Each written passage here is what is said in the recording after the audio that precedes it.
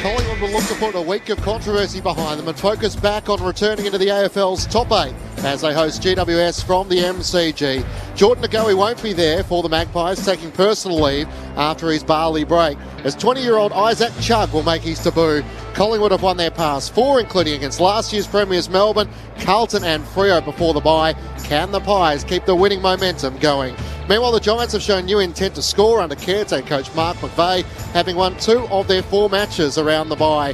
His 4 games in charge are in the top 10 highest scores since the elimination final in 2019. Of course, the Giants broke Collingwood Hearts back in 2019 in the preliminary final. They'd love to throw another spanner in the works in the Magpie rise with Toby Green, fresh off 7 goals last week. It's round 15 of the AFL. Collingwood and GWS on Grandstand AFL.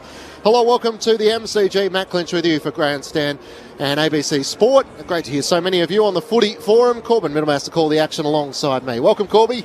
Thanks, Clinchy. Can't wait for today. There should be so much optimism around Collingwood. The last time we watched Collingwood play here at the MCG, they scored a famous come-from-behind victory against the reigning premiers in Melbourne. They've won 4 in a row. They've won 6 of their last 8. If they win today, they move into 7th spot on the premiership table. So a huge opportunity that sits in front of them. And without even having played a game, there's been an absolute dumpster fire outside the front of their facilities down at the Glass House. The Jordan Ngoe situation, how much of a distraction has that been? They play a bottom 10 team today who have sacked their coach.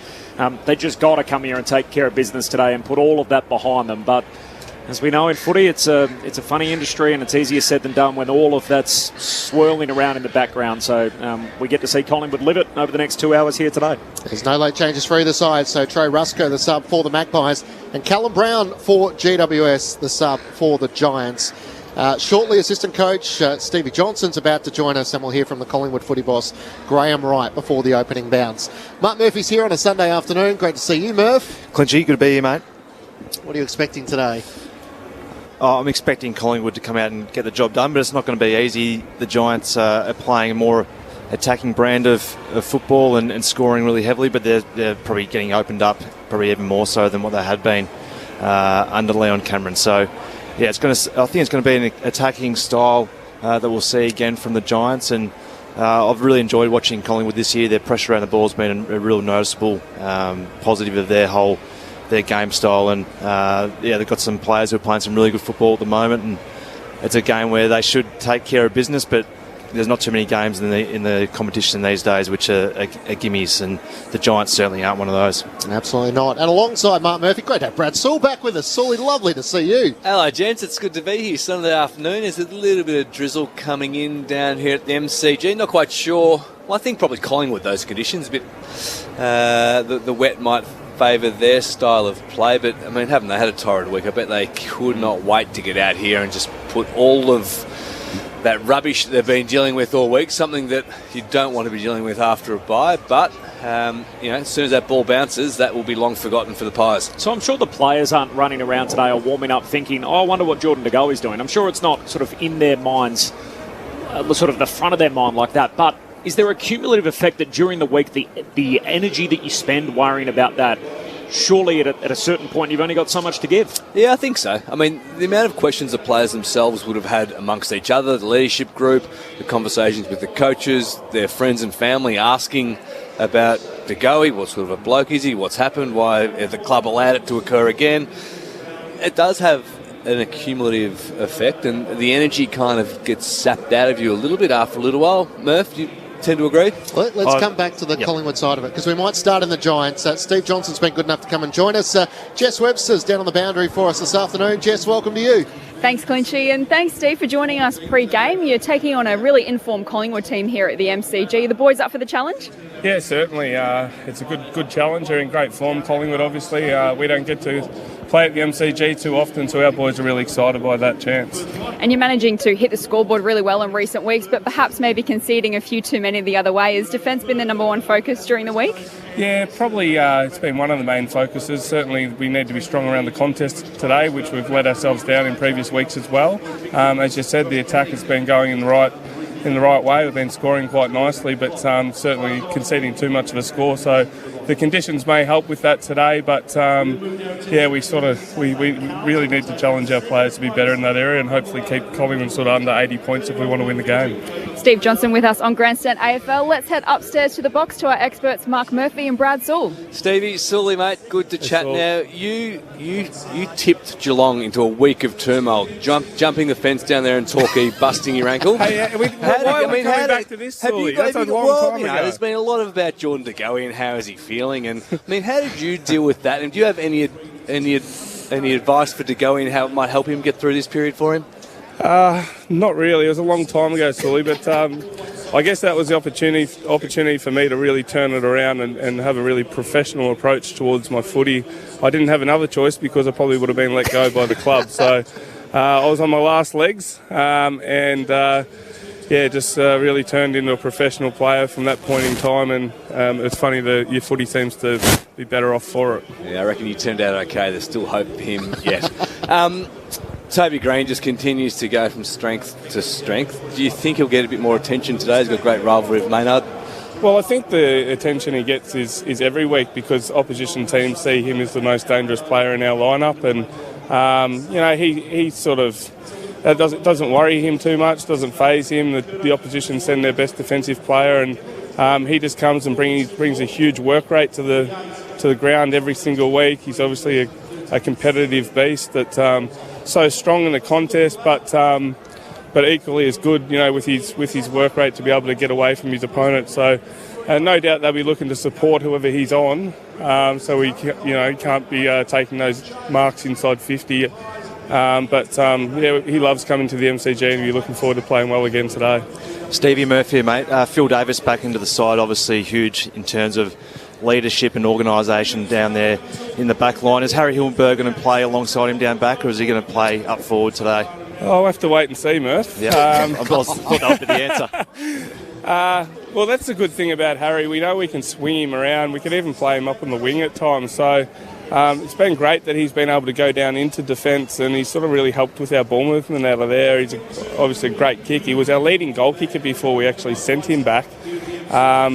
So it's good that we've got that flexibility with him. But Phil back into the team, as you said, he brings leadership and organisation to our back line, which is we've probably, as we touched on, conceding too many scores in recent weeks. So judging by that response, you probably want Harry back up forward then in your neck of the woods? Well, I just want what's best for the team. He actually, he can kick goals, we know that, but he also creates so many, and he can intercept back in our defence and give us a really, really quick rebound off the back line. So I think you'll see him at both ends of the ground at some stage today. Geez, you've changed, Stevie, since you were a player. You're giving all the right coaches' answers. So how much, when you're playing a game like you did last week against the Western Bulldogs, but you're on the wrong side of it, a high-scoring affair, do you get the players back in and focus on the defensive elements, and is that where Phil Davis might help, or do you kind of back in your style that if you can score as freely as what you did, you'll try and win more games in the second half of the season? Yeah, well, I think in the first part of the season we were conceding scores, but we weren't necessarily hitting the scoreboard ourselves. So we really wanted to open up, our attack and take the game on a bit more. When Mark took over, and that's been heading in the right direction. But certainly we want to stop conceding the scores that we are. So the focus really was today is going to be really important in the contest, where we've been, one of the better teams in recent years around that area. We've been getting beaten in that area, but defensively, we still back our system, but we've got to get back and support our defenders a little bit more. So it's just that work rate. We want to work hard when we get the ball, but equally as hard to get back and support our 6 defenders back there to, restrict those easy opportunities that we've been giving away. Steve, there's been a lot of talk about the former Essendon guys coming in Dean Solomon and James Hird to support Mark McVeigh, obviously, is the caretaker coach. James, in particular, obviously back in footy, he's a huge figure in the history of the game. What has he brought? How hands-on is he, and what have you sort of experienced by having him around? Well, he's been sort of looking after a bit of our leadership stuff. So it's he zooms into our leadership group on a Monday morning and just offers that support around them. And he's obviously a very experienced football person, as you mentioned, and. Sort of on game day, it's more about just sitting in the box and and relaying messages to the bench from either the head coach or the assistant coaches down to the bench to get messages across. And obviously he's got that that good football now, so that if there's any ideas that he can come up with which might help, I always happy to sort of put them forward as well. Does he have a lot to say in the box? A little bit, yeah. I think last week he was probably more vocal than I've heard him in previous weeks. I think he's enjoying. It's only a really part-time gig that he's got with us, but I think he's enjoying being back around football. And if you look at him now, he's out on the ground, just stud passes into Jesse Hogan. He just loves getting out there and having a kick of the footy. He's got the same hairdo that he's rolling with as well, James. Yeah, and I've noticed he still licks the fingers before he marks the ball every single time. The habit just hasn't died. I'm an Essendon fan, Steve, so I must admit that it's doing great things for me to see James back out there kicking the footy on the MCG. Might still get a game. Yeah, I actually kicked the ball in this warm-up with Toby last week, and he kicked 7, and I bought a new pair of shoes yesterday. and I've just realised that I'm doing an interview with you guys, so he might only kick 3 or 4 now. Yeah, that's not good for Toby.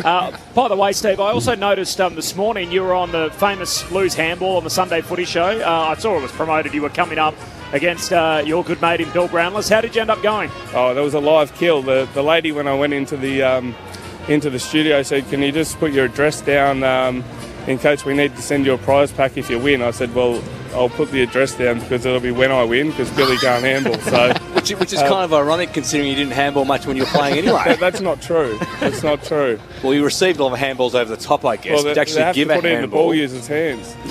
Oh, dear. Anyway, that was a bit of fun.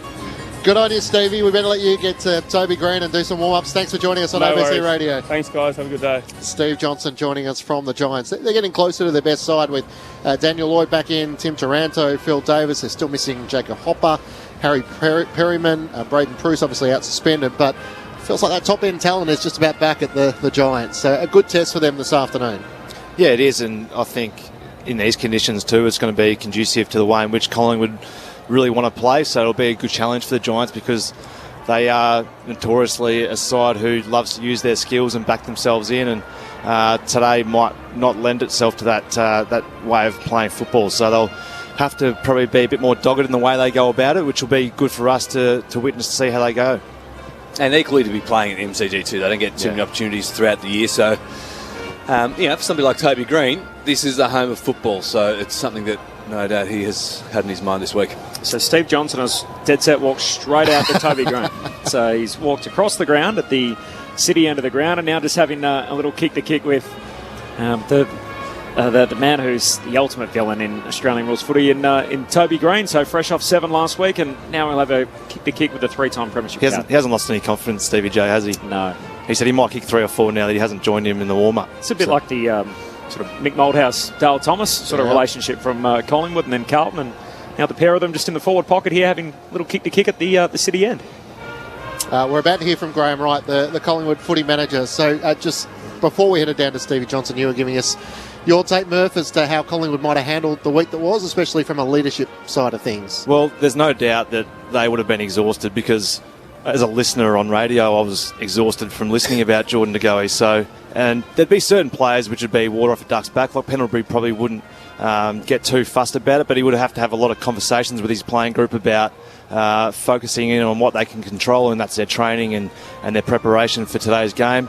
So there's no doubt that it shifts the attention away from football, which is what you don't want when you are a footballer. So you want all your energy going into playing football and training and getting each other better out in the field, not dealing with off-field issues, and an off-field issue, again, which is rearing its head for the same bloke. So there's a lot of energy and a lot of time that gets wasted, which can be quite frustrating. There'll be no doubt there'll be a lot of players who would be really frustrated about what's happened over the last couple of weeks, and if they lose today, then it sort of keeps on continuing on, doesn't it? So they play well today, win, almost knocks on the head, and then get on with just playing football again. So it's a huge game for them. I think that was that vision of Jeremy Howe. I don't know if you guys saw that during the week. He was walking to his car and he's got cameras right alongside him and microphones put in front of his face. And essentially his answers to those questions were, you got to ask Jordan, ask him that. I haven't spoken to him. And you could tell that there was a sense of frustration there that look, Matt, I'm just trying to walk to my car after a training session. I've got 100 questions about where Jordan De Goey is and what he's doing and if he's going to apologise. And, it sort of felt like sort of just reading between the lines that, he was a bit exhausted or a bit exacerbated by the fact that he had so many questions. You could sense it in his voice, couldn't you? And Sully made mention of it before, because there'd be family and friends would be asking questions of the players as well. So there's just so much talk, he can't get away from it. And then just the boys getting dragged into it as well. It was just a couple of weeks from hell, wasn't it, for them? Well, we'll get a chance to judge Collingwood on the on-field perspective today. Of course, Melbourne had their week from hell leading up to the Queen's birthday clash. Collingwood got the victory there. We'll see how the Magpies go this afternoon. Third quarter action between North Melbourne and Adelaide down in Tassie. It's a 20-point advantage the way of the Crows. 8-7-55 to the Roos there. Let's head down and join the Collingwood camp. Jess Webbs has been good enough to catch up with their footy boss, Graham Wright. Thanks, Clinchy, and welcome, Graham. Thanks so much for your time pre-game. It hasn't been the best week for the club off the field, but you must be really looking forward to letting the football do the talking this afternoon against a quality side in GWS. Yeah, absolutely. Seems like a long time ago we're here playing Melbourne on the Monday of Queen's birthday. But, it'd be good to get going today and get back into games. 4 in a row now, including a couple of big scalps along the way. What's key to keep this momentum going? I think it's all about preparation and making sure that we prepare properly, we train well. I mean, we've had a real correlation between training well and performing well. So the guys have been concentrating on that. We've had a good week of training and hopefully we have a good start to the game today. I mean, it looks a bit damp and wet, but hopefully we have a good start and see where we can get to. Yeah, and hopefully the rain stays away. Graham Wright with us on Grandstand AFL. Let's head upstairs to the box. Graham, it's Matt Clinch here. Obviously, the Jordan De Goey questions at the start. So, as a club, have you had contact with him in the last couple of days, or have you left that with Craig? I haven't had contact with him for a couple of days, but I know Craig and a few of our other coaches and players have. So he's had a lot of support from that perspective. So there's been no issue with contact with him over the last few days. And he's been away for the club this week for personal reasons. Do you have any insight as to when he might return? No, we're hoping sooner rather than later.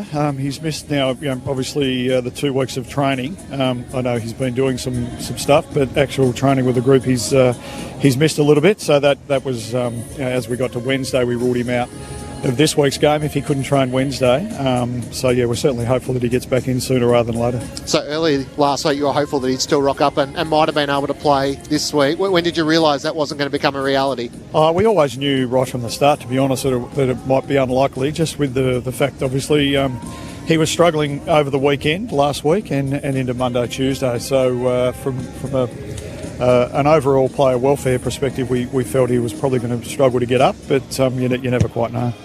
And how do you handle it? Obviously, you hope he'll give you some feedback along the way that he's right to return and Collingwood's a much better side when he's in the team. Yeah, how do we handle it? Well, what we're doing is trying to encourage him that, put the support around him first and foremost, but then encourage him to get back sooner rather than later and get going. We're certainly a better football team with him fit and available. And the media reports were that the contract has been taken off the table till season's end. Is that accurate? We don't discuss player contracting. I've had a philosophy all the way through that I don't discuss any player contracting, whether they be in contract, out of contract, or at other teams. And we just don't discuss it. I mean, what I will say is, like all free agents and out of contract players, have got every opportunity to have a look, and they should explore. We haven't just made a call on where that'll go. But I think Mark Anderson spoke the other day that we'll look at that at the end of the year. But I'm in constant contact with his management, so we'll see where that goes. Graham Wright, Collingwood footy boss on Grandstand AFL. Graham, it's Corbin Middlemass here. Obviously, a lot of the responsibility falls on, or the majority of it, on Jordan De Goey as the individual. He's a 26-year-old now, so he's not a young man. But does Collingwood accept some responsibility for allowing him to go to Bali, knowing his past and the risks that a place like that would present? That's probably fair. I certainly think that as a 26-year-old person, you've got every right to make your own decisions around where you spend your leave. We did caution that, and certainly spoke to him and his management around that. But he's a grown man, and it's a responsibility of the individual, to be honest. There's been a lot made about his representation. As a footy boss, how have you found it dealing with Jordan and the guys, I guess, that represent him?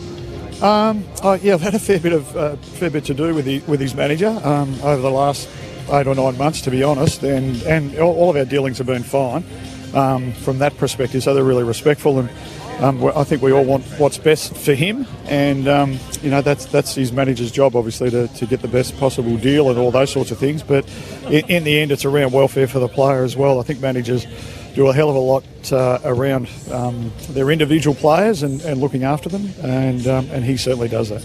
An awful thing we do in modern society, Graham, is we say, someone should come out and apologise for their reaction, then we all sit around and grade the apology as to whether it was appropriate or not. It looked like Jordan had plenty of remorse in the interview that he gave to the club website on Friday, but he did speak about before that about the fact that he felt persecuted by the media, which felt like a misread of the situation, and ultimately he came around and apologised. But the thing that was also fascinating about that was the amount of support that he garnered from other Collingwood players as soon as it had happened, probably not understanding the gravity of the situation, and that included not only a number of the players that are playing today, but also someone like Neville Jetta, who obviously has a coaching role at the footy club. Have you addressed that post as a group as essentially, hey guys, this is what has actually happened here, and this is how we feel about it collectively? No, we haven't gone through it with the group or with staff or anything like that. I mean, I think, and I don't want to talk to Geordie. I think it's probably just the disproportionate nature of the media. Where when something happens in footy, and certainly something happens with Geordie or Collingwood. So that's. I presume that's what he was referring to. We would have probably preferred that he didn't, but as an individual, he's got a right to say what he actually thinks as well. But I think the footy media is the footy media. It's not going to go away, and certainly it's not going to go lightly on individuals that might transgress along the way. Yeah. So do you look at them as very separate things? The Instagram post and the incident that happened. That do you feel like that's well founded? That he is persecuted against? Oh, no, I don't know. I feel like that's the industry. So I feel like it, as I said, is disproportionate in relation to the level of scrutiny, but that's the industry. I mean, I don't think, as I said, that we can get away from that. You either don't do anything wrong or you don't play. It's basically pretty basic. So I'm not supporting that. What I'm saying is I think he's got every right to have a comment. Do we agree? Well, that's we probably don't agree in regard to that, but I think every player, every person has got a right to say what they feel. Gay righty, Sully here, mate. Well done. I reckon you've ducked and weaved and fended those off pretty well. So we'll change tact a little bit, mate. You've been around footy for a hell of a long time now. Have you seen a more complete player than Nick Dacos come in and have the impact that he's having at the moment?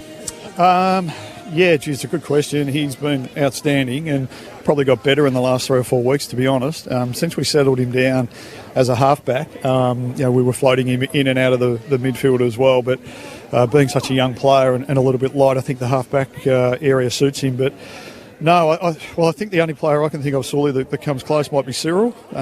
In the guys I've had a bit to do with that.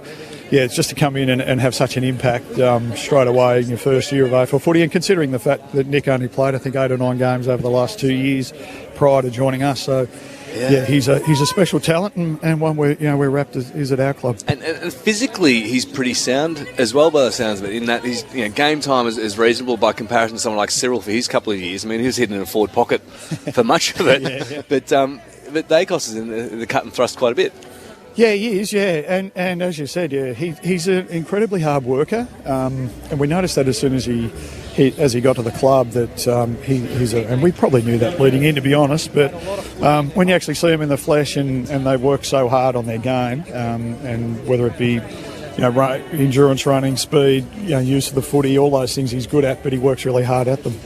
Any footy surname, Graham, that has hard consonants in it are particularly great for sports broadcasters. So I was particularly pleased to see a lad by the name of Isaac Chugg is going to make his debut for Collingwood today. 20-year-old out of Launceston. What can you tell us about him?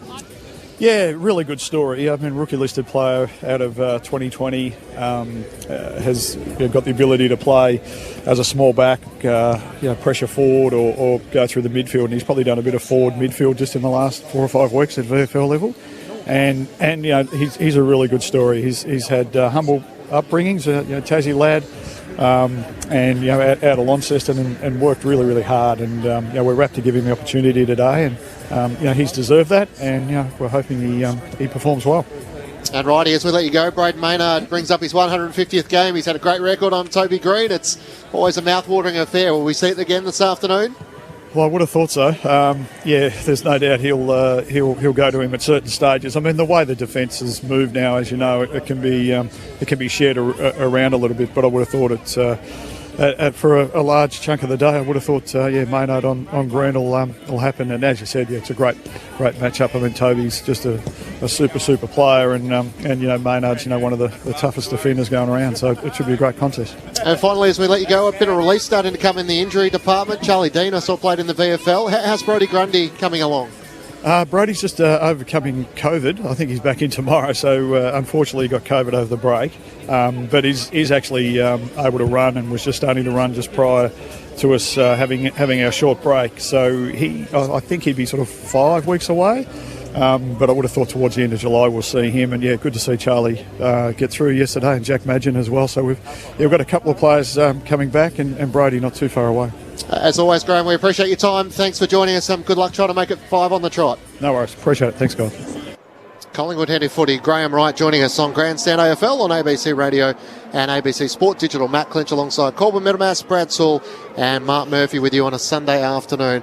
No late changes for either side. Trey Rusco and Callum Brown for the Giants, the medical subs. So we threw our best questions, Sully, but your old footy boss at the Hawks had us covered. He dodged and weaved well. He's been around. He's been in this caper for a while, hasn't he? There's not much he hasn't seen, but we didn't miss him on the way through, did we? Well, we had our best go. Yeah. Just ask the questions that everyone else has been asking all Definitely. week. So we shall see. In Tassie, 5 goals for Taylor Walker, who there's a little bit of injury concern around him with a calf strain, but he's been right to take his place, so he's kicked 5. The Adelaide Crows 10-8-68, leading North Melbourne 5-7-37. So approaching three-quarter time there.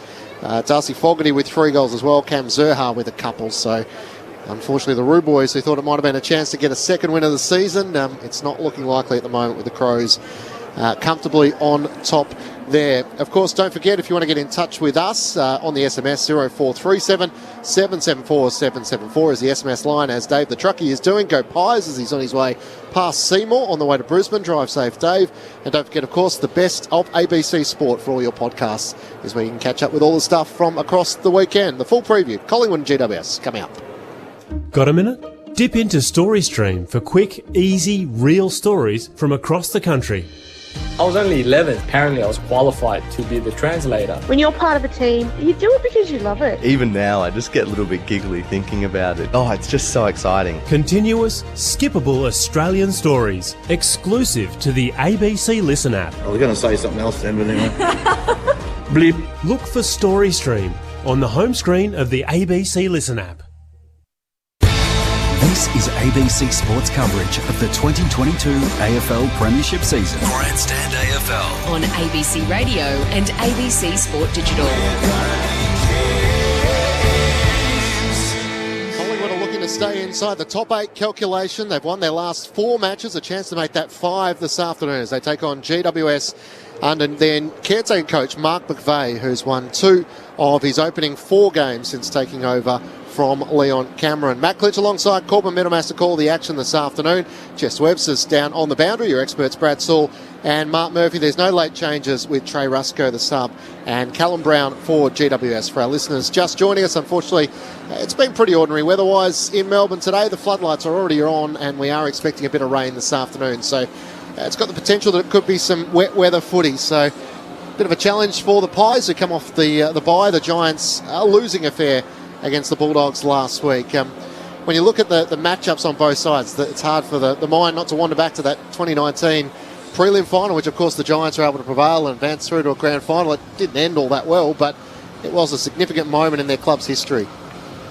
Yeah, it certainly was, and I think it's just I think we've already spoken about it before, about the Giants getting another opportunity to be out here on the MCG and try and get a win against a side who's obviously going really well, having won the past 4, and there's a lot on the line for Collingwood today, so it's another challenge, and another opportunity for Mark McVeigh, especially to press his case to coach down the track as well. There's actually more Collingwood players, Clinchy, today from that 2019 prelim than there is Giants players left in the game, which is surprising when you'd think the Pies are probably more the team in transition than GWS. So 11 for Collingwood today, 9 for GWS, and obviously both teams have new coaches.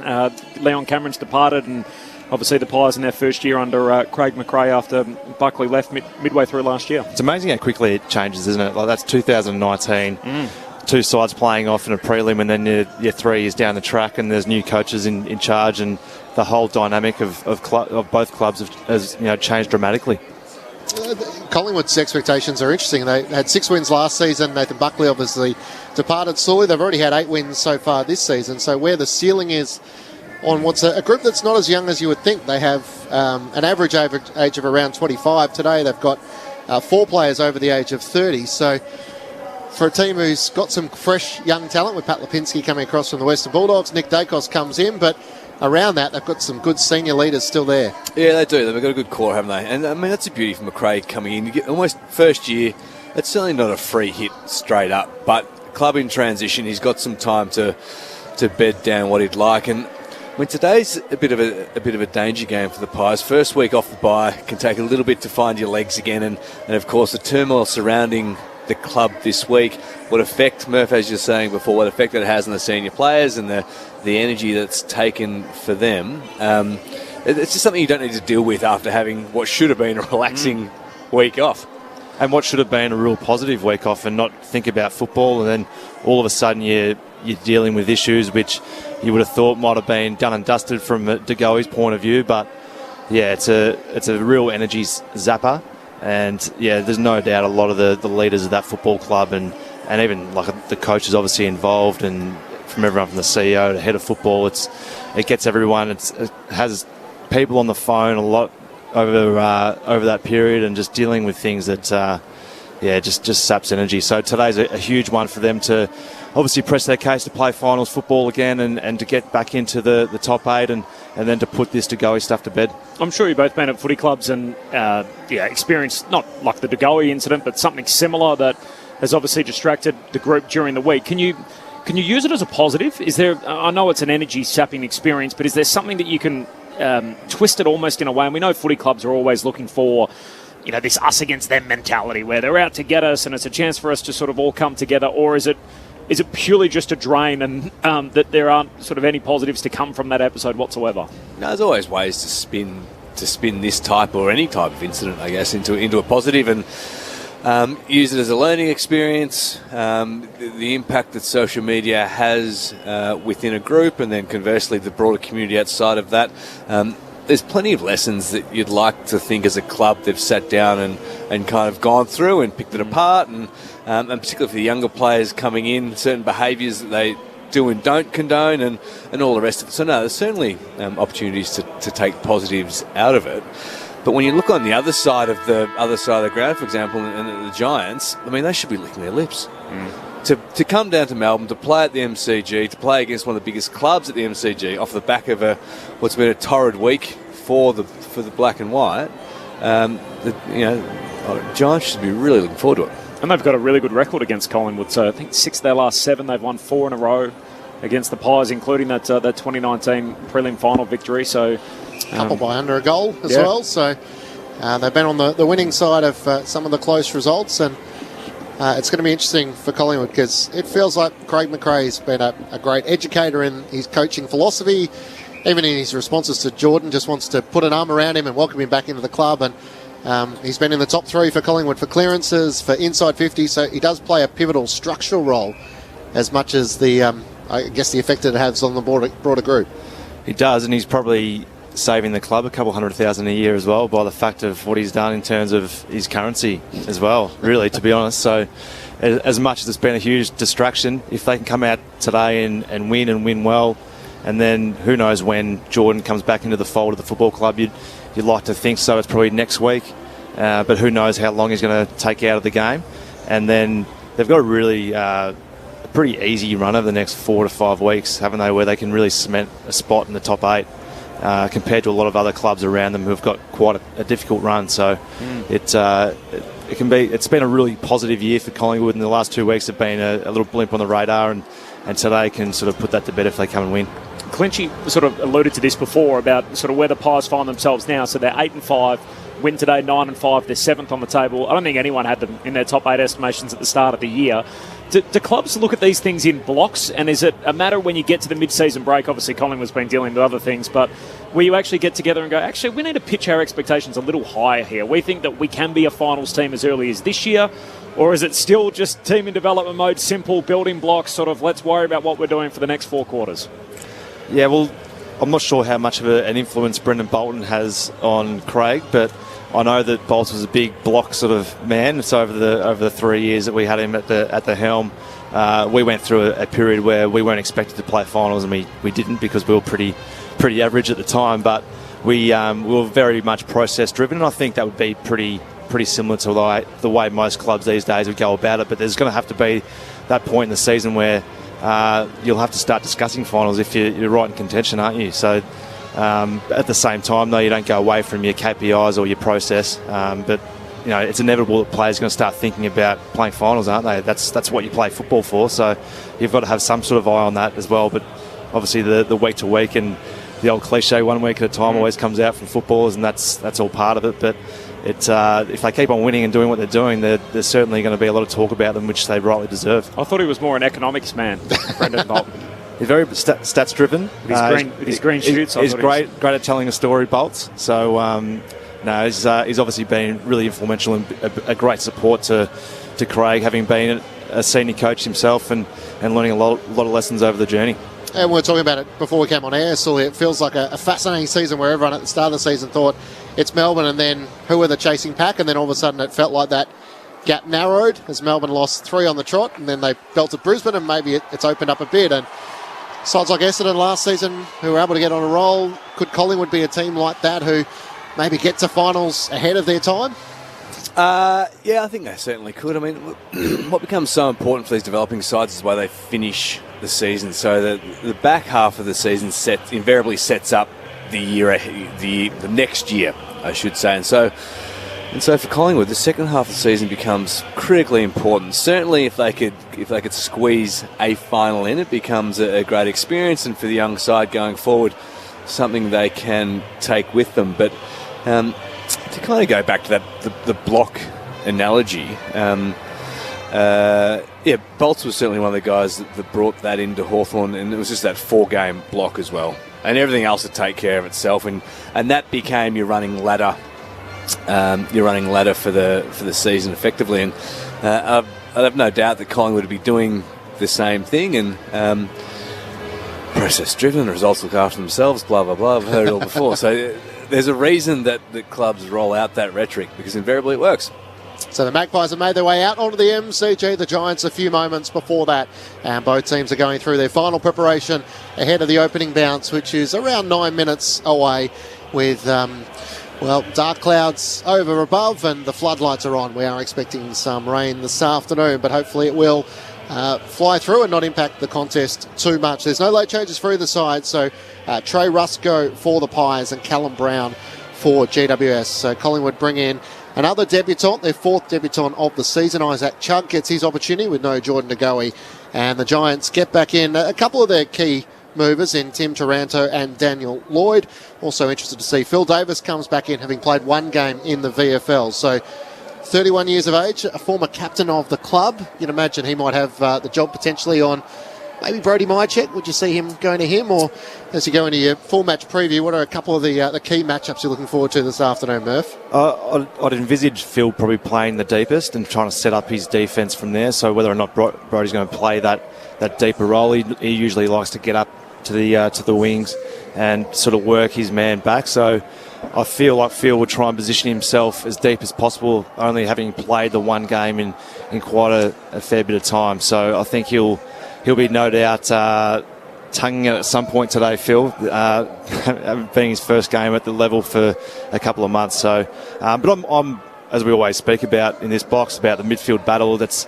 I've really enjoyed watching Pat Lipinski come across from the Bulldogs this year. I think he's given another dimension to the Collingwood midfield.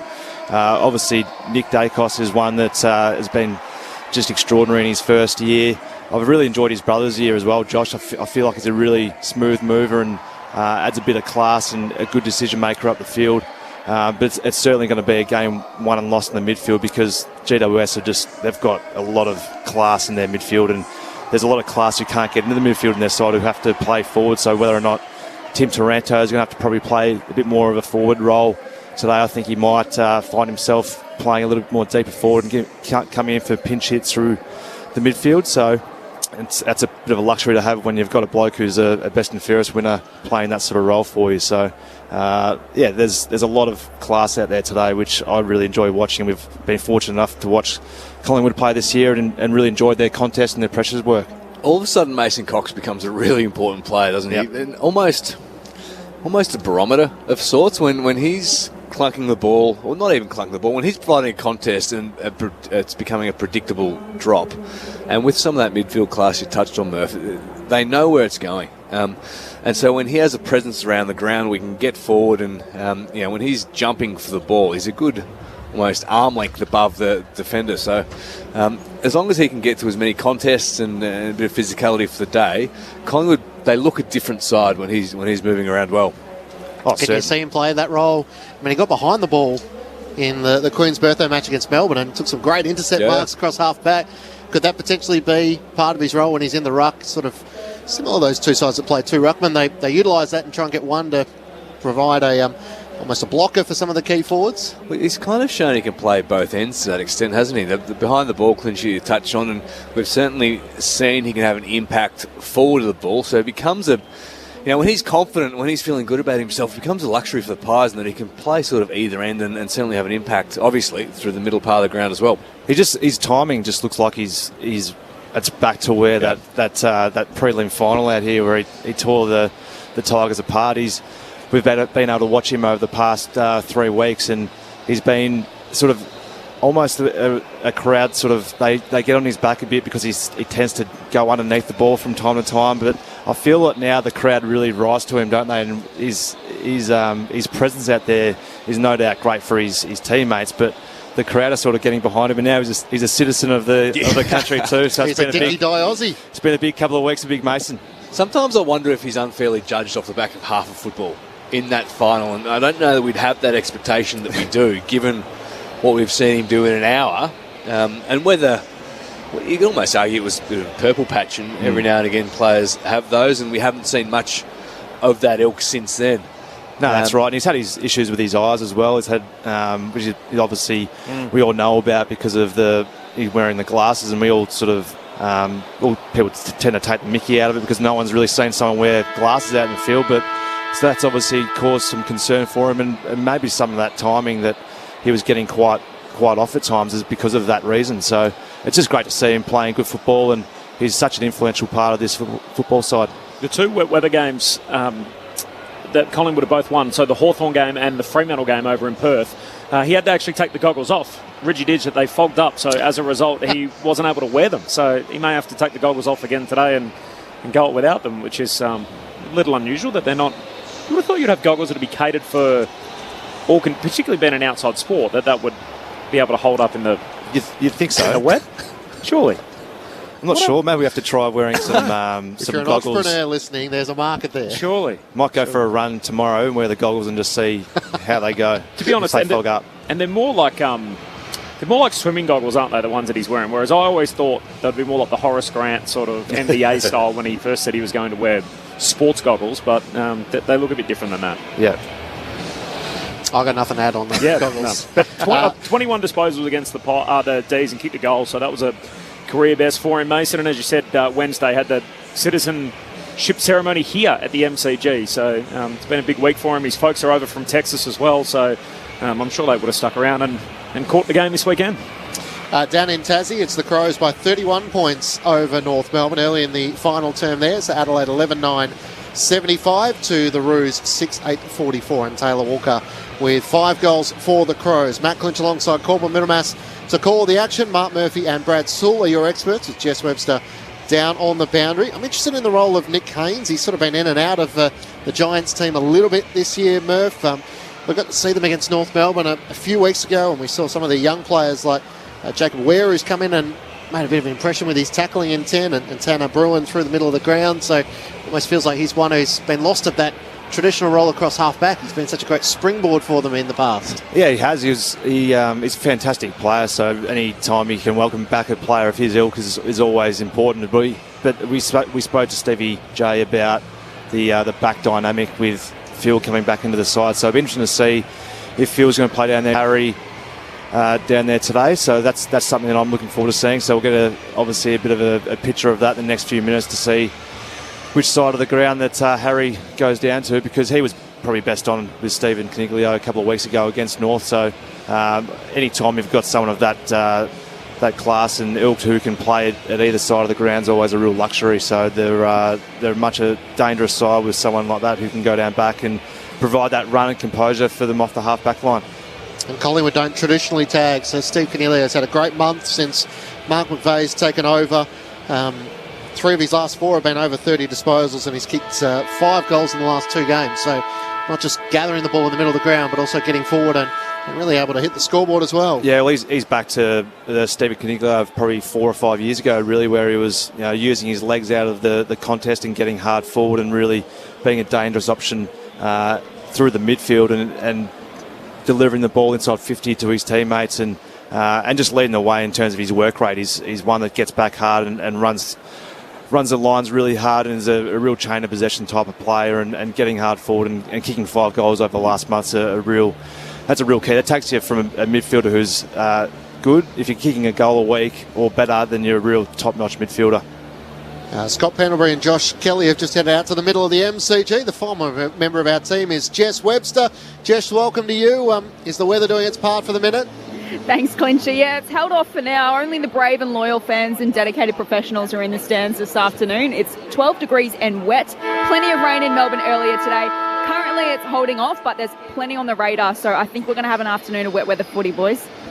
Thanks, Jess. Collingwood have won the toss. They'll head to the City end in this opening term. Sorry, Quenchy. Sorry, Jess. The matchup between Maynard and Toby, which we've obviously touched on, it feels like the modern game. We don't have a lot of great one-on-one matchups anymore, and we heard about Sam De Koning and Max King a few weeks ago, and that could be this great matchup for the next decade. Remembering the 2019 semi-final where Braden played on Toby and kept him goalless, didn't have a single score and 9 disposals. Do you think they'll go properly head-to-head today? Yeah, I think so. They're both the kind of players that enjoy that challenge. There's a mutual respect between each other, so we... You feel they'd love the attention too, with people talking about that matchup. So I think we'll see the best out of both of them today, won't we? And we're just about to find out. Corbin? Might be one for people on the SMS throughout the day, sort of the modern day Clinchy great matchups. We've got very few of them where you actually think, I can't wait to see these teams go head-to-head because we know we're going to get that duel. The old Kerry Jakovic sort of matchups. So round 15 of the AFL, a chance for Collingwood to bounce back into the AFL's top 8 and put a week of controversy behind them. And the Giants looking for another win over Mark McVeigh. Here we go. Lockie Keith started in the ruck for GWS and wins the first hit out. Ball socket forward for the Giants as Kelly's just dragged off it now. O'Halloran stands up with the ball and he's tackled inside the centre square. It's the Magpies, in fact, to the City end of the ground in the opening term after Pendlebury won the toss. Cameron palms it down for the Pies. Crisp links up with side bottom. Kicks for Myercheck. Can't take the sprawling mark. Spills to Hoskin Elliott. Clean pick up against his old mob. Kicks for Ginnivan. One out in the cage. And the spoil comes from Himmelberg. It's through for a rush behind. And a minor score for the Magpies. The first of the game, 40 seconds in. No late change either way. Trey Rusco and Callum Brown, the Medi subs, both playing their first game of the year. Himmelberg obviously off a half-back flank, got Ginnivan at the moment, so no doubt will be trying to come off and intercept. It's straight down the middle for the Giants. Toby Green, the target, spoiled down by Darcy Moore. Lipinski runs onto it, gets to 45 metres out, steadies and hits the post. Into the right goal post. He had Elliott at the top of the goal square. All of a sudden it opened up in front of him. Collingwood the opening 2 behind, so the Giants yet to score through a minute. Launceston's Isaac Chuggy's on debut. He started on the bench. He is rocking the long sleeves though, so he's got the black and white stripes all the way down his arms on debut as Himmelberg on the half-back flank kicks down the wing. Wanted Hogan. It's knocked away from him and out of play. And then Maynard, a big tackle on Ward. The ball spills out of play, so a throw in Southern wing. Toby Green's had about 3 different opponents so far. I think Dacos started on him and Maynard went near him, and now Quaynor, and now we've got, well, no one at the moment. Pies by 2 points, early doors. Keefe works his way to the front, knocks it down again, comes to Cornelio, hand pass for turnover. This is side bottom, just touches the footy on the wet MCG surface. Southern wing kicks down to half forward. Mason Cox can't take the juggled mark. In fact, it is going to be paid. Knocked out of his hands late. And so umpire Mollison says Nason's free to take his kick. High half forward, he's told to play on now, puts it into a congested forward 50 to the top of the goal square. Mychek enters from the side, Taylor spoils. It'll sit for Bruin, loose hand pass to Keefe, he just jams it on the boot.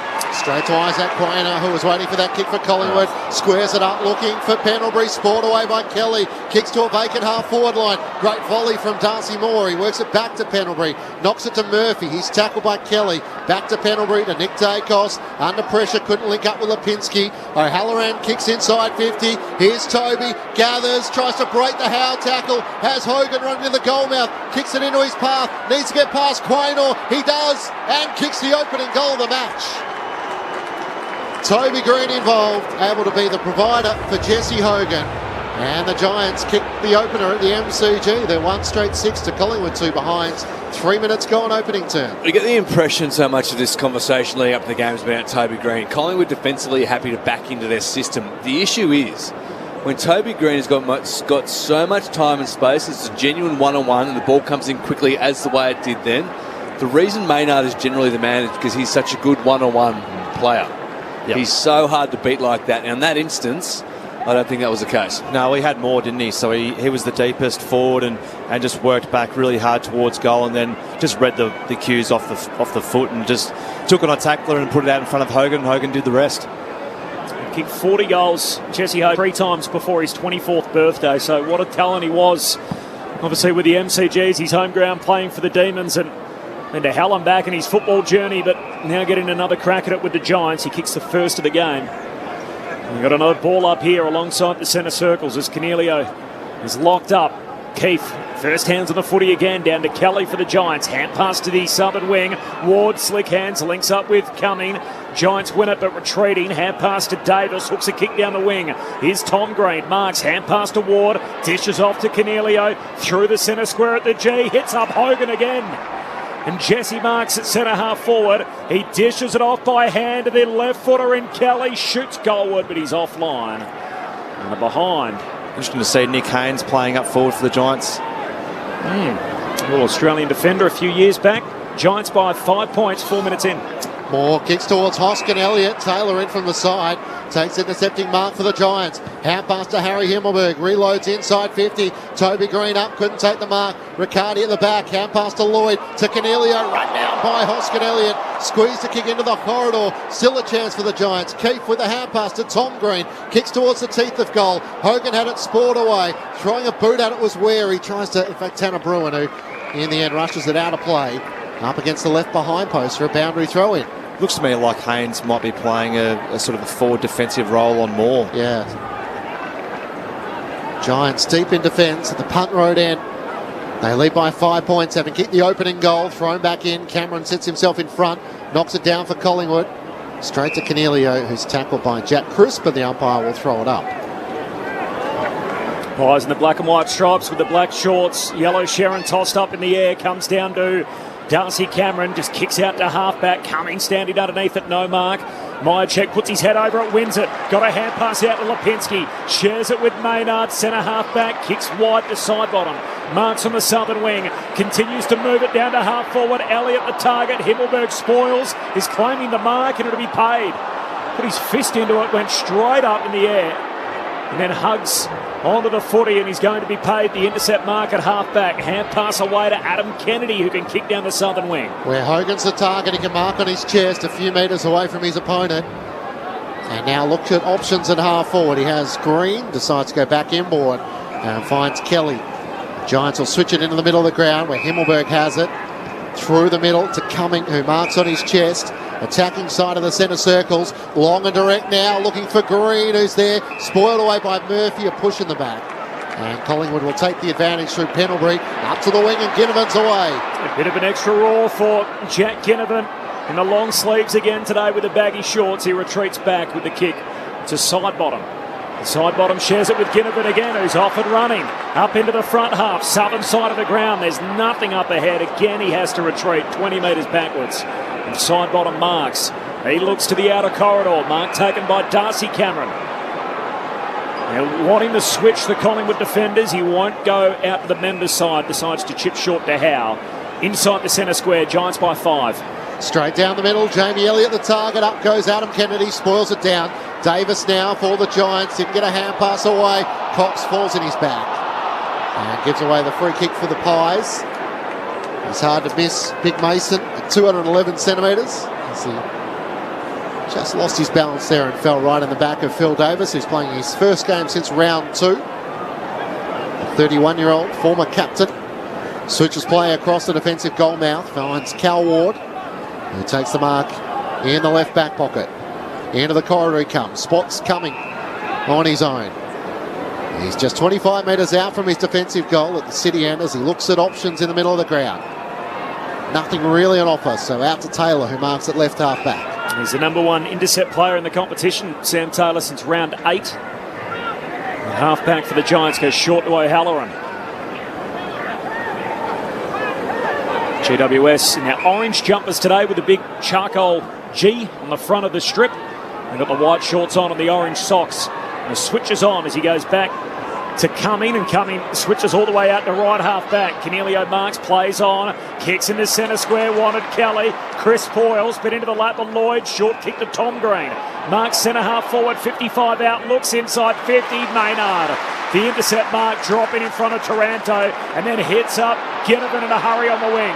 Ginnivan looks up to half forward. He's got Elliott, comes in more to Lipinski, gathers on the bounce. Now to Elliott, one-on-one with Himmelberg. Elliott did the work, got rid of him, but the kick was wide and it goes out of play in the left forward pocket for the Pies. It's breaking down around half forward. The Pies have got no real avenue through the 50-metre arc at the moment. Rebounding well, Maynard in particular.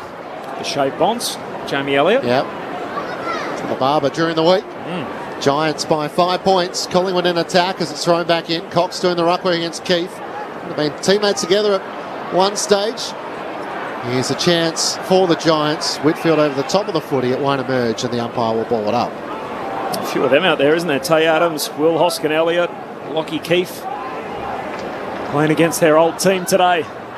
As Cox reaching over the back, wins the hit out at half forward, down to Ginnivan again, shares it with side bottom, hand pass to Nick Dacos, 60 from home, left half forward, hand pass back to side bottom, draws the player coming at him, settles from 48 out, but across the face.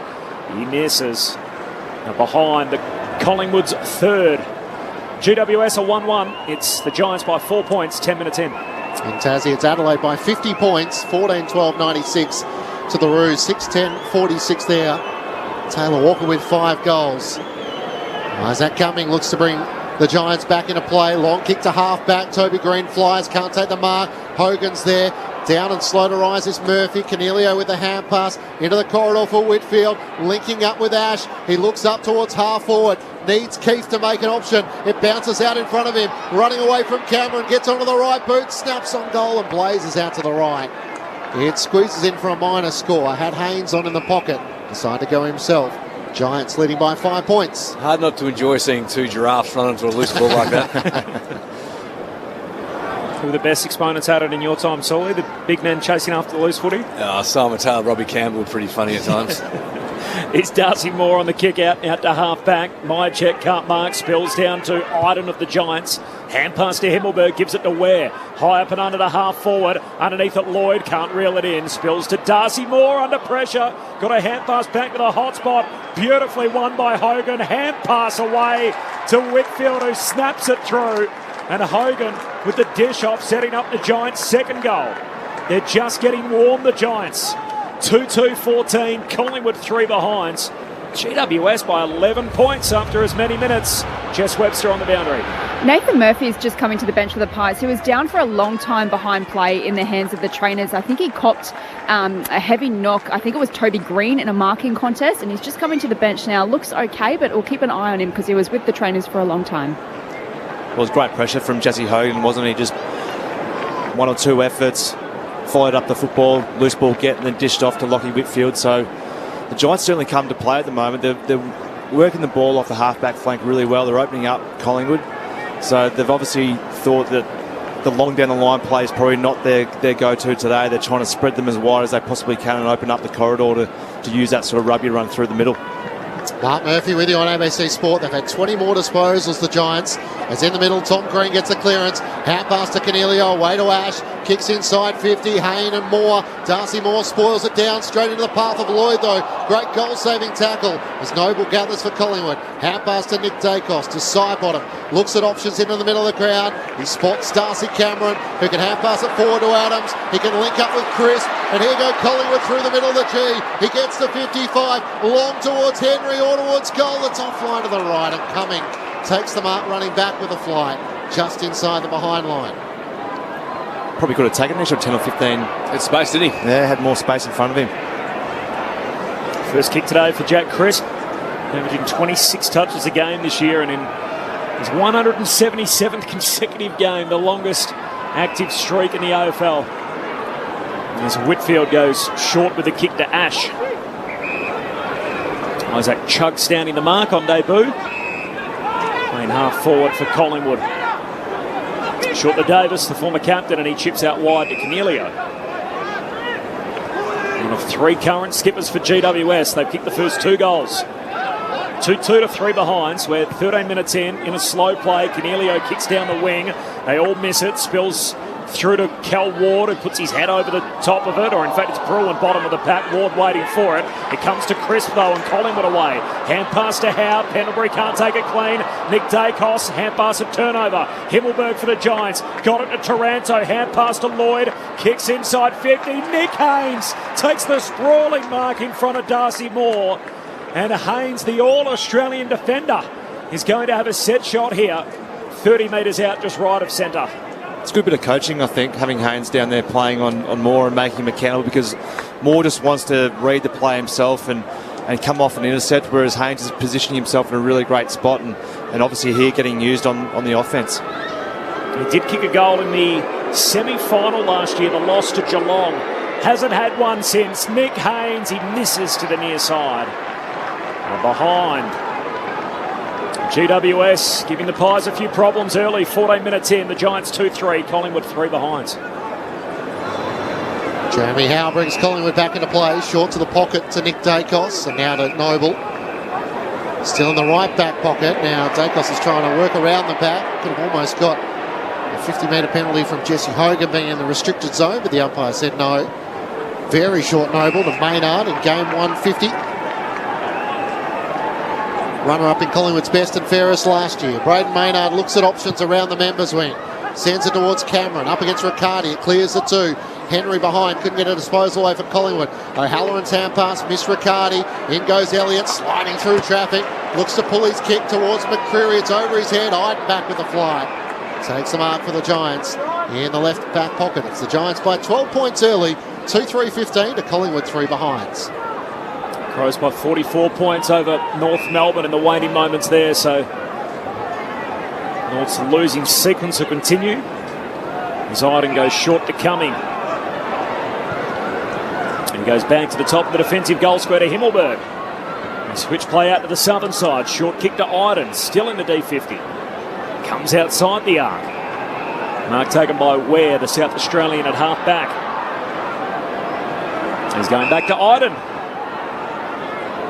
The Giants by 12 points, 15 and a half minutes into the opening term. Collingwood well set up here. And Iden's just going to have to go long with a contest kick down the southern wing.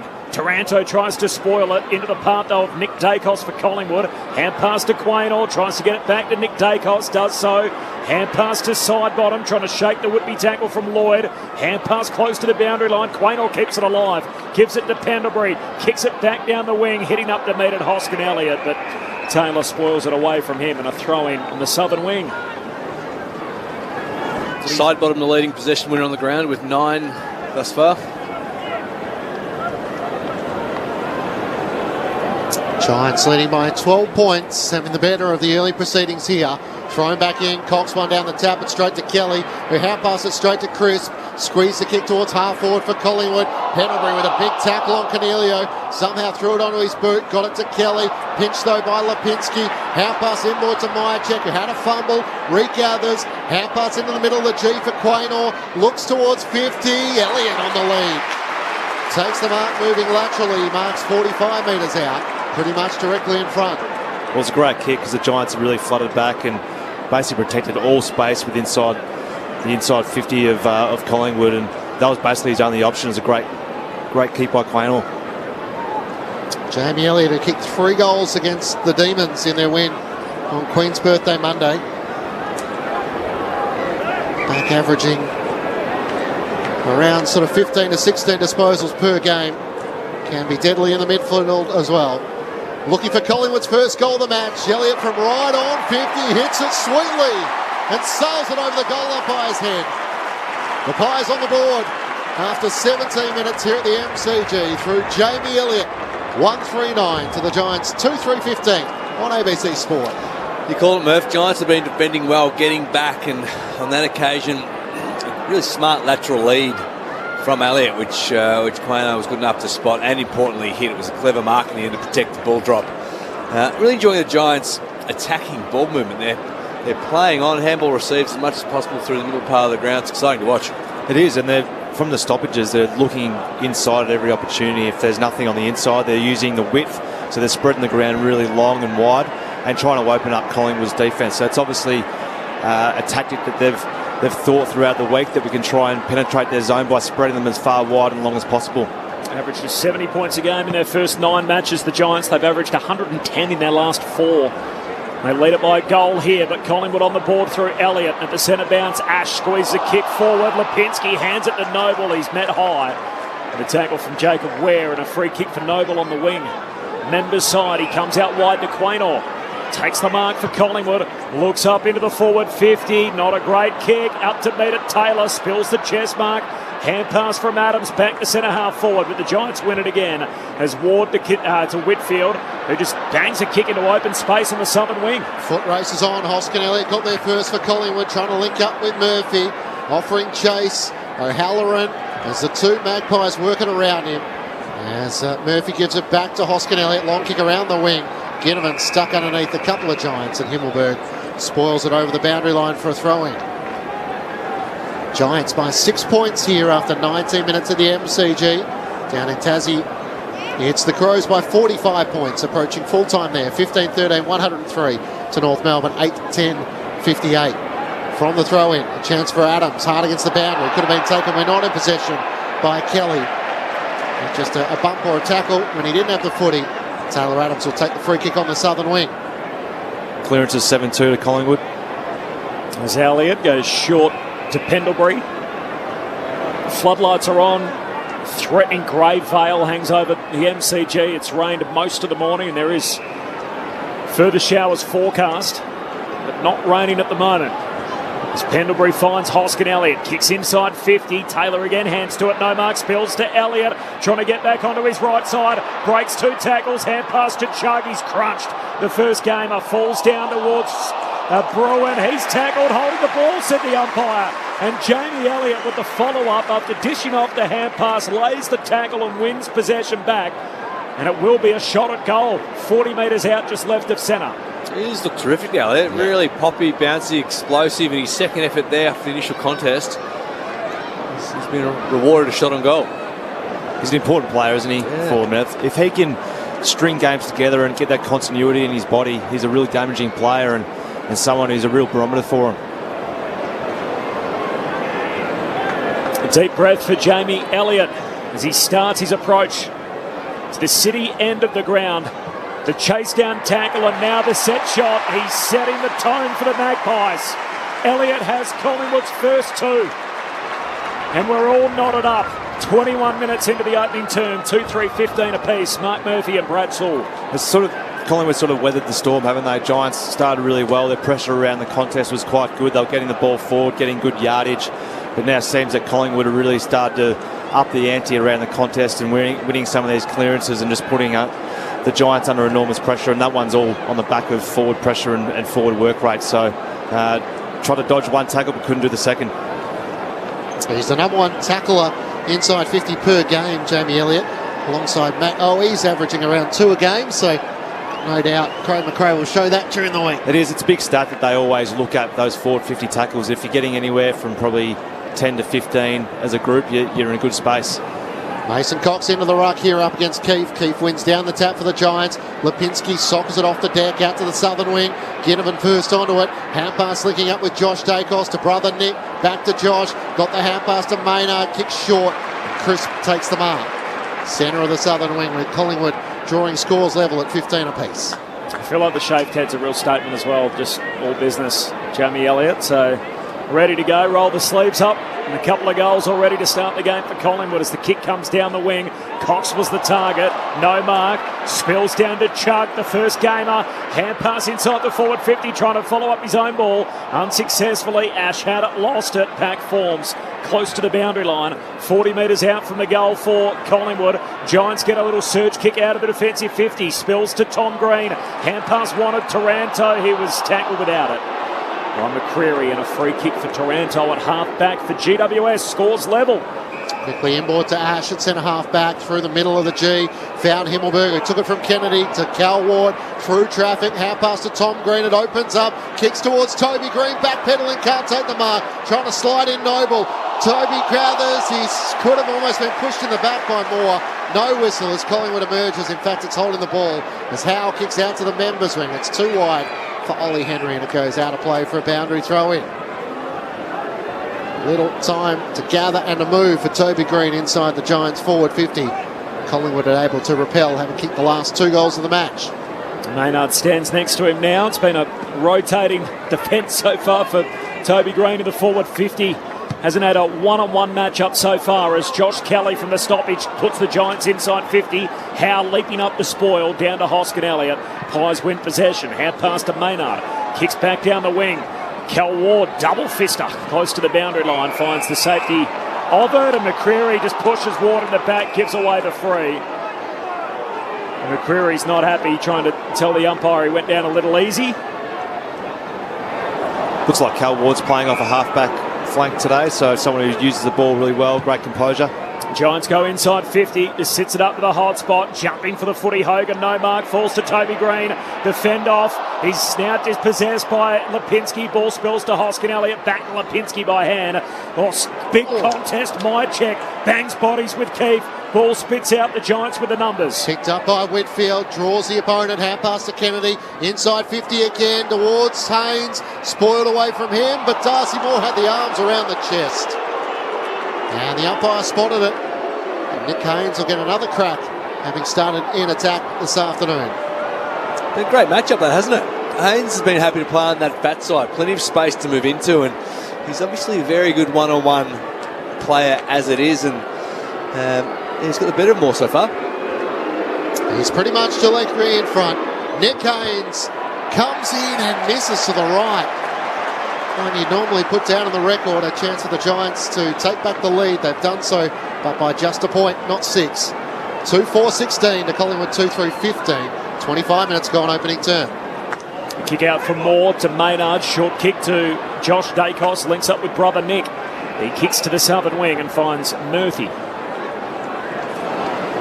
He just chips short to Josh Dacos. Still in the defensive half, Collingwood. And all the numbers have gathered on that southern side of the ground, waiting for the long contest kick down the line, and here it comes off the boot of Josh Dacos. Thumped away by Taylor. There's a free kick for a push. Mychek's getting it between wing and half forward for Collingwood. They all swarm inside the forward pocket. Mychek's just going to lay it up to the top of the goal square. It carries everyone and bounces through. Mychek with the long-range goal. They all missed it gathering in the goal square, and Brodie Mychek puts Collingwood in front. 26-minute mark of the opening term. That is a bomb. 3-3-21, GWS 2-4-16. Pies back in front by 5 points. It was a bomb, but it looked like he almost three-quarter kicked it. So very rarely do you get a win direction here at the MCG, but he's kicked that 55. And he probably tried to put it at the top of the square and somehow carried the pack and bounced through. So he's in good form. Myercheck and started the game well today. He almost caught the defenders off guard. I don't think they realised the ball was going to carry as far as what it did. Giants showed a lack of urgency to get back on the goal line, but yeah, I don't think they were expecting the ball to carry the way it did. Mark Murphy and Brad Saul with you on ABC Sport. Back in the middle. Keefe has the footy locked to his chest. He can't break clear as Darcy Cameron lays the tackle. They'll compete once more. This time Cameron tried to volley it out of the air, missed the footy. Elliott over the top, jets down low, wrestles with Kelly. It comes the way of Crisp. He can't break clear. And Cornelia lays the tackle. Full-time in Tassie, Adelaide by 57 points over North Melbourne. Taylor Walker booting 6 as the Crows record their 5th win of the season. Cameron for the Pies, kicks towards half forward. Steele side bottom, can't take it. Tackled by Ware, ball spills clear. Whitfield tries to link up again with Ware. Squeeze the kick into the middle of the ground. Green against 2. That's Toby, punched away by Maynard. Spills to Pendlebury, back to Maynard. Hand pass to Crisp. One last roll of the dice, kicks towards Henry up, can't take it. Through his fingertips. McCreary at the back, gathers, snaps on the right. Vacant goal mouth, he misses offline to the right. A minor score. And the Pies with their noses in front by 6 points, 27 minutes gone, opening 2. Got great power, doesn't he, McCreary? He just goes bull at a gate. I really enjoy watching him. Coming on the kick out. Long to the southern wing. Moore competes in the air. Spills down to Tom Green. Hand pass, a turnover. Nick Dacos had it, lost it, coughed it back up. Haynes knocks it away to Hogan right on the bell. And that'll do us through 1. Collingwood by 6 points, having trailed for most of the opening term. 2 lead changes in that first quarter of footy. It's the Magpies 3-4-22. GWS 2-4-16. The goal kickers, Jamie Elliott kicked Collingwood's first 2. He's the only multiple goal kicker, 1 for Brody Myercheck, and then singles for Whitfield and Jesse Hogan kicked the first of the game. Pies by 6. And as we mentioned just a few moments ago, Adelaide by 57 points over North Melbourne. 17-13, 115 to the Roos, 8-10, 58. So Taylor Walker finished with 6 goals, 2. Darcy Fogarty with 4 and Cam Zurhaar with a couple for the Kangaroos. Great to have your company on Grandstand AFL on ABC Radio, ABC News Radio and ABC Sport Digital. On the 1st of July, 90 years ago, ABC Radio crackled to life. This is the ABC. On the 1st of July this year, celebrate with us as we take a journey through the years. And our first broadcast was from studios originally the dressing room. And this is the Coming Out Ready or Not show. Oh, yes, thanks very much indeed. Happy to hear from you as well. The open line is coming your way. Tuned in, 90 years of ABC Radio. Oh, wow, we're away. 11 a.m. on Friday, July the 1st, right here on ABC Radio. The 2022 AFL Premiership season. Grandstand AFL. On ABC Radio and ABC Sport Digital. O'Halloran kicks inside 50. Here's Toby. Gathers. Tries to break the Howe tackle. Has Hogan running to the goal mouth. Kicks it into his path. Needs to get past Quaynor. He does. And kicks the opening goal of the match. Lloyd can't reel it in. Spills to Darcy Moore under pressure. Got a hand pass back to the hot spot. Beautifully won by Hogan. Hand pass away to Whitfield, who snaps it through. Kelly pinched though by Lipinski. Hand pass inboard to Myercheck, who had a fumble. Regathers. Hand pass into the middle of the G for Quaynor. Looks towards 50. Elliott on the lead. Looking for Collingwood's first goal of the match. Elliott from right on 50. Hits it sweetly and sails it over the goal umpire's head. Thumped away by Taylor. There's a free kick for a push. Myercheck's getting it between wing and half forward for Collingwood. They all swarm inside the forward pocket. Myercheck's just going to lay it up to the top of the goal square. It carries everyone and bounces through. Myercheck with a long-range goal. This is the 2022 AFL Premiership season. On ABC Radio and ABC Sport Digital. Collingwood in front at the first break by 6 points, 3-4-22 to the Giants, 2-4-16, despite the Giants kicking the opening 2 goals of the match. Matt Klitsch and Corbin Bittermass calling the action. Jess Webster down on the boundary. The thoughts of your experts, Brad Saul and Mark Murphy. Entertaining first quarter, Murph. Felt like the Giants got a hold for the first half. Took the Pies a little while to find their groove. And what became the trigger for Collingwood was their tackles inside forward 50. Tackles are 10. What am I looking at here? Sorry, clearances are 10-3 for Collingwood. So once they started controlling the contest and getting the ball forward. It was a forward pressure that they managed to lock it in, and Elliott was the catalyst for that. Yeah, they got the game back in a contest, which is conducive to their game style and the way in which they like to play. The Giants at the start of the game especially were just holding the ball, maintaining, getting uncontested marks, trying to make the ground as big and long as possible and trying to work their way through, and we're doing it quite well. And actually their first quarter was quite good because Nick Haynes probably had an opportunity to really drive it into Darcy Moore in terms of, he's obviously got the roll on him today, but to go back and unfortunately missed two set shots from probably 25 to 30 metres out on not really much of an angle, could have really made Darcy Moore start to think a lot more about his game and really challenge him in that department. But Nick Haynes has been fantastic so far anyway, but if he can make the most of his opportunities, can go back and hit the scoreboard, then it becomes a really it's a great coaching move already, but it really does nail it. But you just start to feel that Collingwood are really getting the game on their terms, the back half of that first quarter, and it's a great game of football to watch, really. What's been exciting to watch particularly early was the Giants' propensity to play on quickly through the middle part of the ground, which gave them some really good looks going forward. And unfortunately, as you said, Haynes is kicking for goal like a defender. But the contest, the contested ball that was in dispute early, for Collingwood to start controlling that, getting the ball played in their half. Cox is starting to get his hands on it. The Dacos boys are prevalent through the middle parts of the ground. And Myercheck just doing what Myercheck does, just bobbing up, and he sort of does the simple things consistently well, notwithstanding that his goal that carried and surprised everyone 55 metres as he turned beyond the arc was a great finish.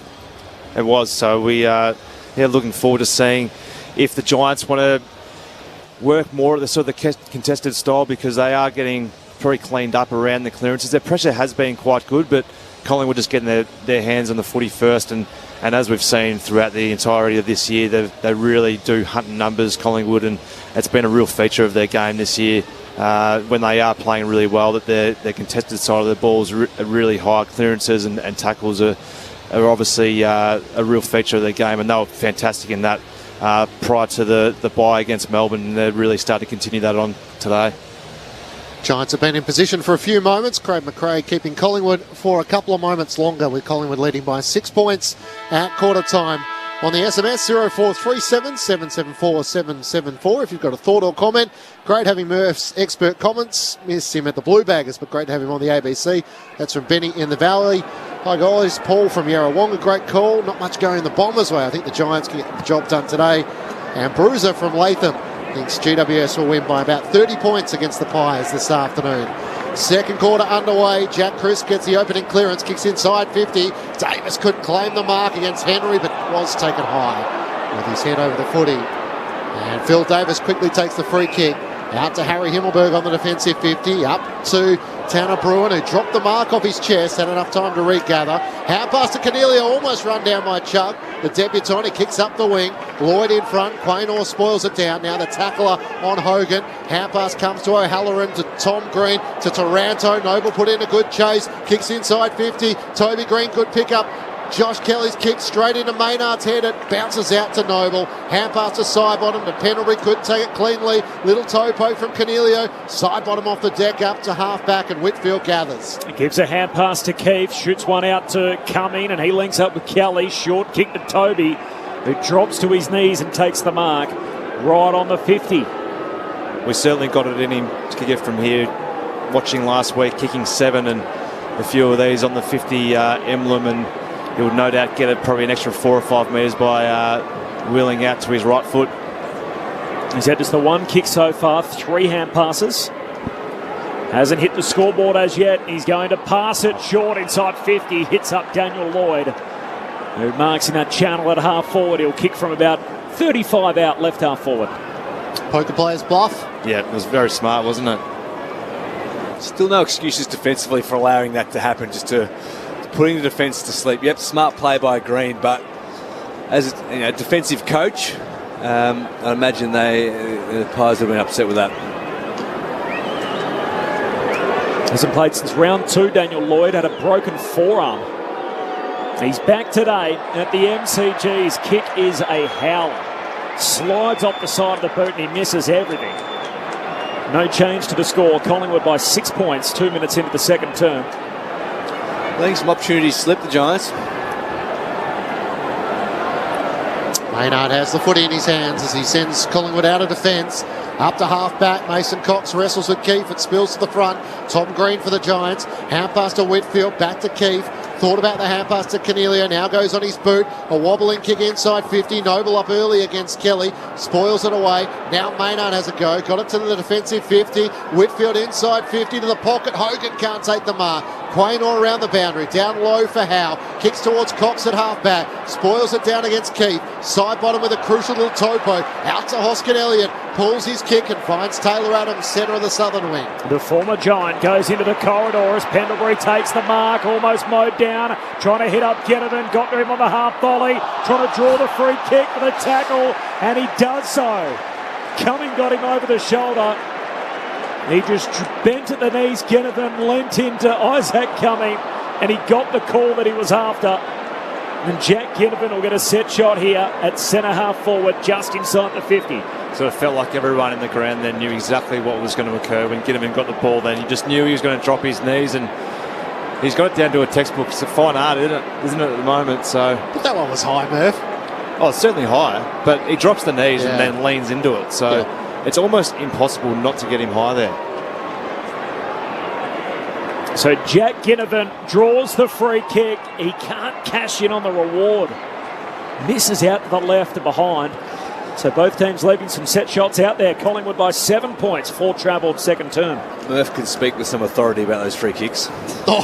What are you trying to say, Sully? Righto, we're divided in the commentary box early as Brad Sewell puts it all on notice. The Pies out of defence, the Giants, should I say, out of defence, and it's taken by Jesse Hogan, who's working up the back of the ground from Harry Himmelberg.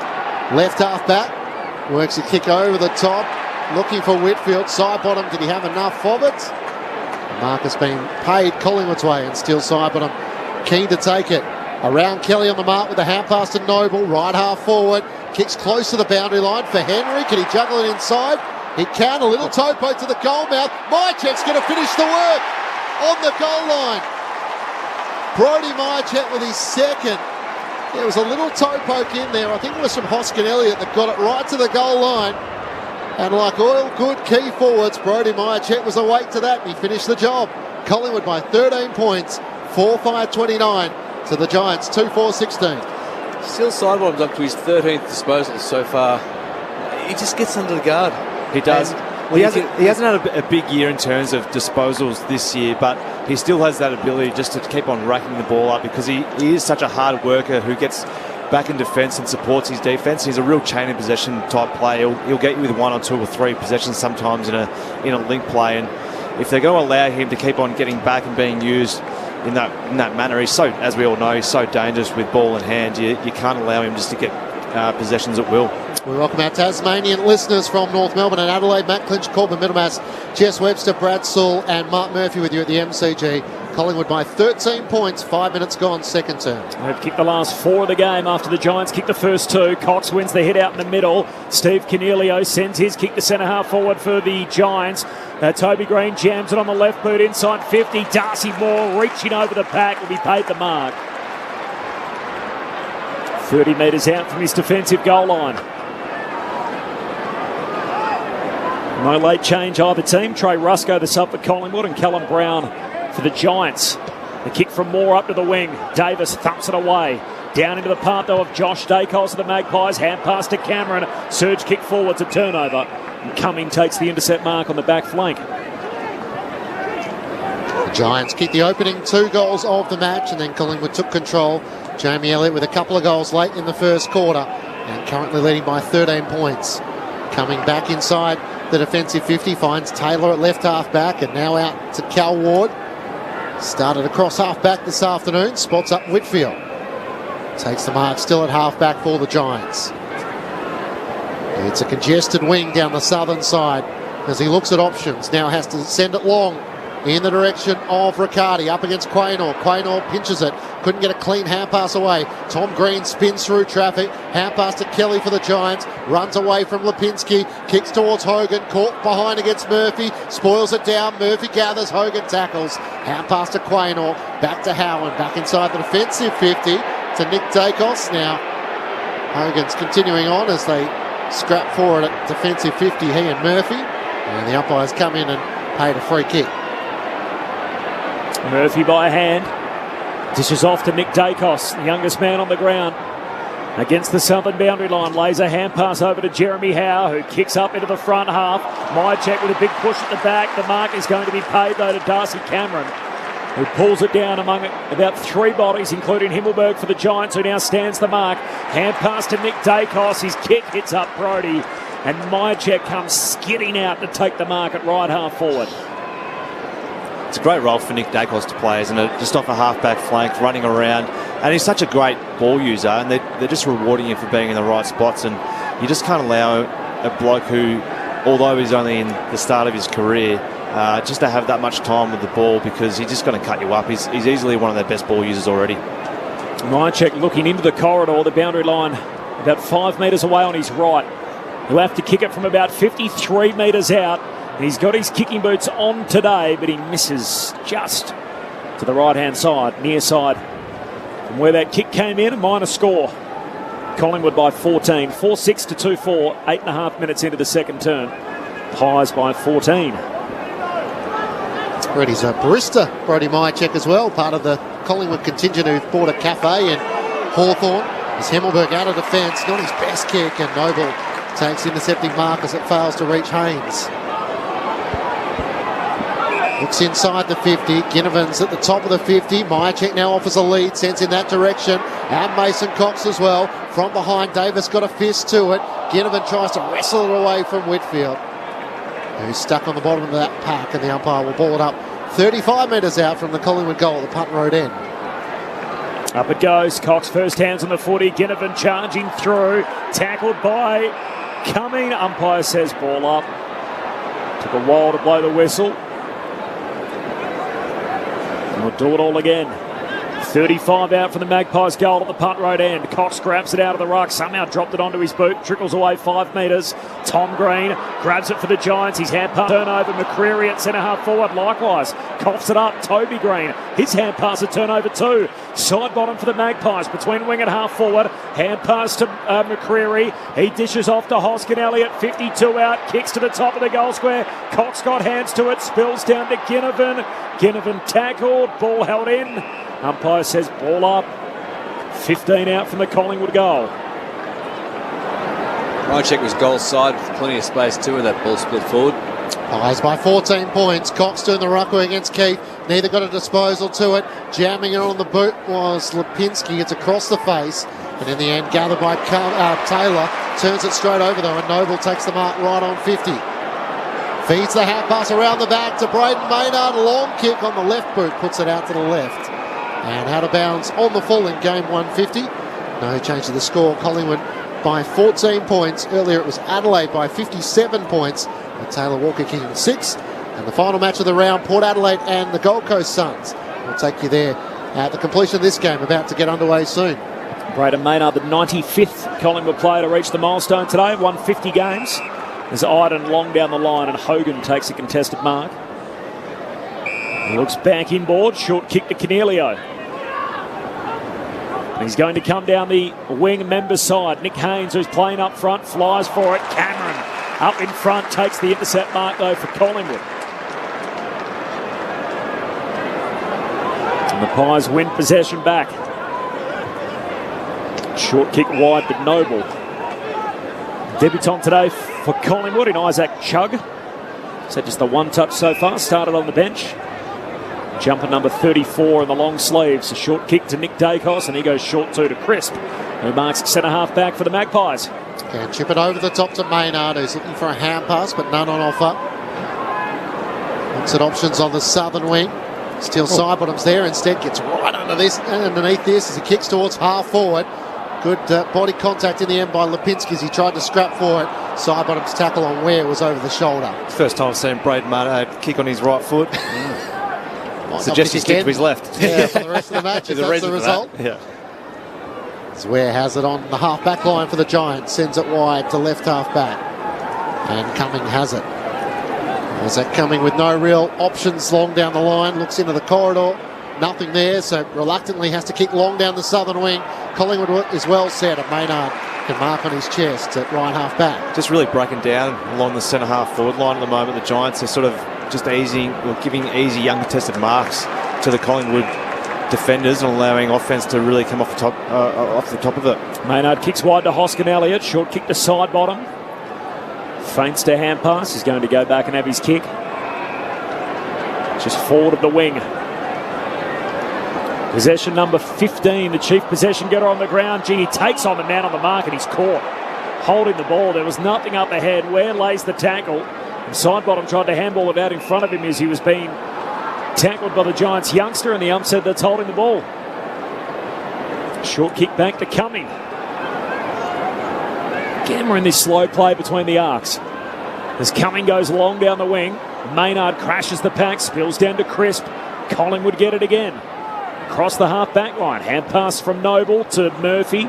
Kicks out wide to Sidebottom in a one-on-one with Ware. He gives away a free kick here for a hold. Advantage applied to Hogan quickly inside 50, and Toby Green trying to fly for it. Can't complete the mark. The pressure from Murphy forces the neutral ball. It's out of play. 40 metres out from the Giants' goal. Got to wonder if Harry Himmelberg might go forward and maybe be an option for him up the ground, because at the moment they're sort of, other than Haynes and Hogan, is probably not that really tall key down there. They need someone a bit taller who can take a contested mark.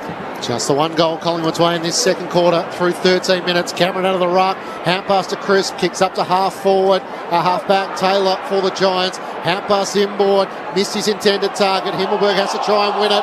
Tackled by Pendlebury. Dropped the footy. Now Ginnivan underneath the bottom of the pack. And he can't knock it clear as the numbers pile on top. Collingwood 4-6-30 to the Giants 2-4-16. 14 minutes gone, second term, after the Pies led by 6 points at quarter time. From the throw up, Sidebottom picks it up for Collingwood. Hand pass to Ginnivan, turned it straight over to Lloyd. Hand pass away to the run of Whitfield inside 50. Just a touch too wide for Hogan against Quaynor. He scraps for it, trying to regather. Moore's hand pass put Lipinski under enormous pressure as Whitfield lays the tackle on him. The Giants will lock it inside 50. A ball up 45 metres out from goal. Just missed a few opportunities inside 50, haven't they, the Giants? Lockie Whitfield, you normally put him down for hitting the target there inside. We've gone 10 minutes without a goal from the ball up. Cameron wins it down, but straight to Taranto. Hand pass to Canelio. Kicks into the forward pocket for the Giants. Spills to Quain, although hand pass to Josh Dacos. Kicks hurriedly out to half back. They all fly for GWS. It's whacked out of play by Ash. And a throw in between wing and half forward for the G-men.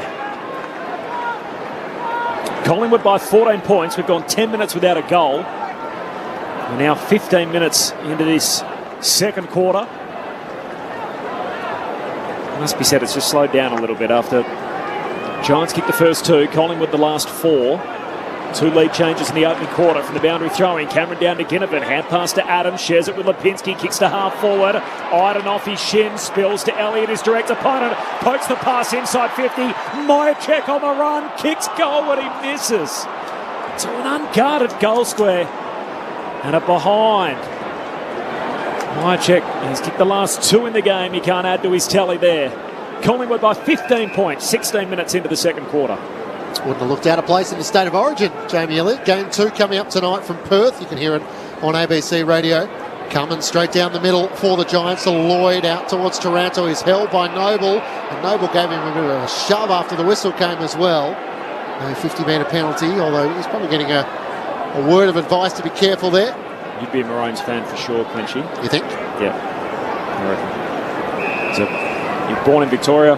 The whole weird Sydney-Melbourne thing that you guys have going on. It's normally the way it works, doesn't it? What will be the turnout in Perth? Will they be right behind it? I think last time they had just under 60,000, so I think they'll probably almost sell it out again tonight. Yeah, absolutely. Do you have There's probably not much going on over there, is there? A subtle backhander there from Gordon. Yeah, I think it was. Yeah. That's the way I took it anyway. So Andrew Moore, Luke Lewis, Matthew Elliott and the team in action tonight from 7:30. You'll hear Game 2 of the State of Origin from Perth.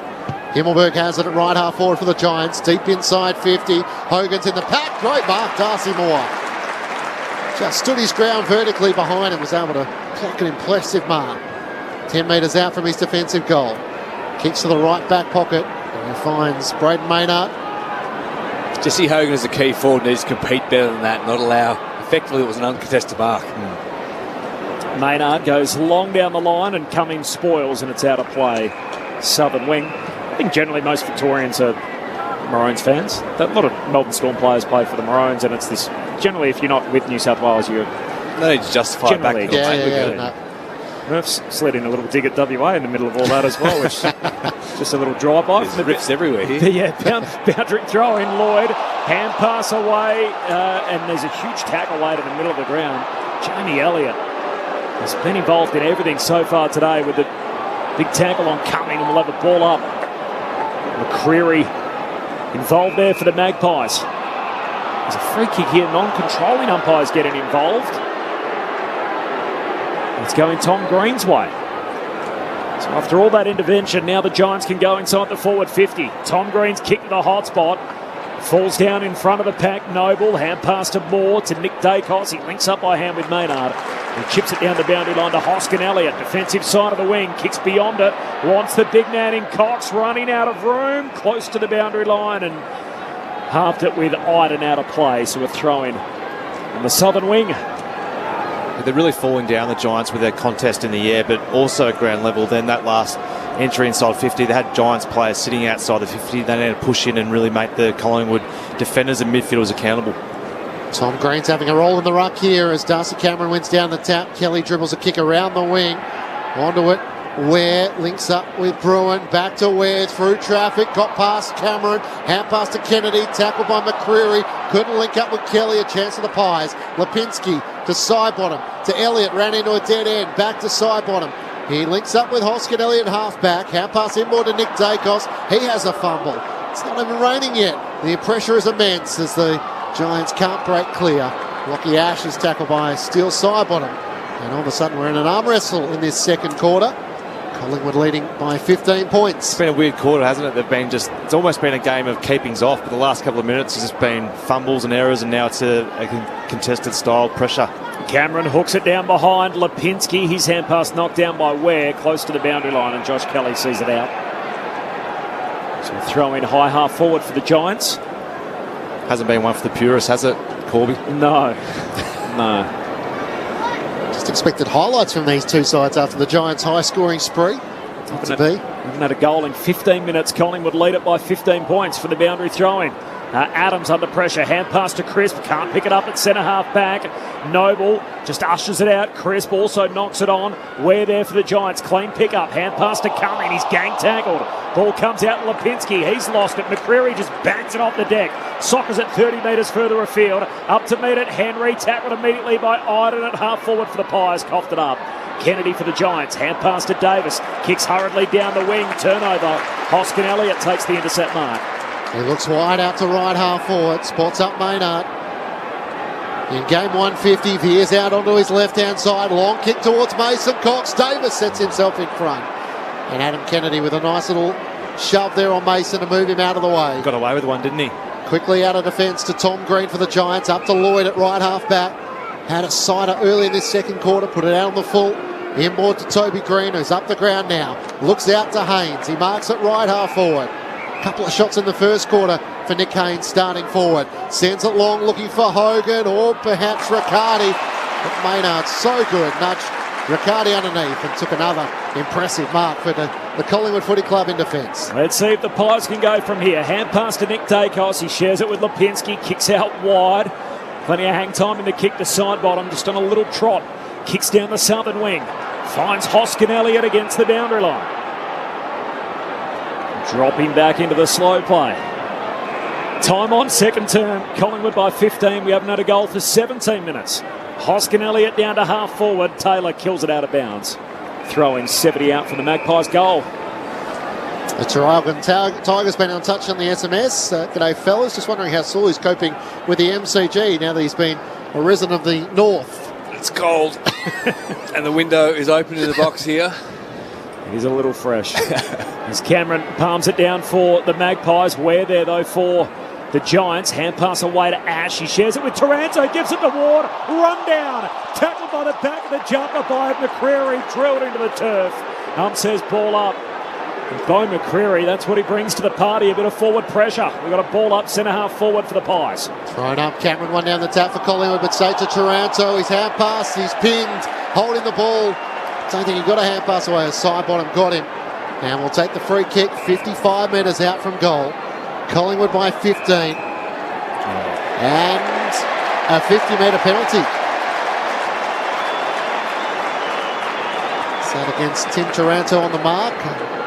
Seemed in. I think it was off play. I think someone, might have been Elliott, might have been dragged going for a lead. I think it might have been Kennedy who pulled him away and giving up just a silly free kick, and now it results in a goal for Steel side bottom.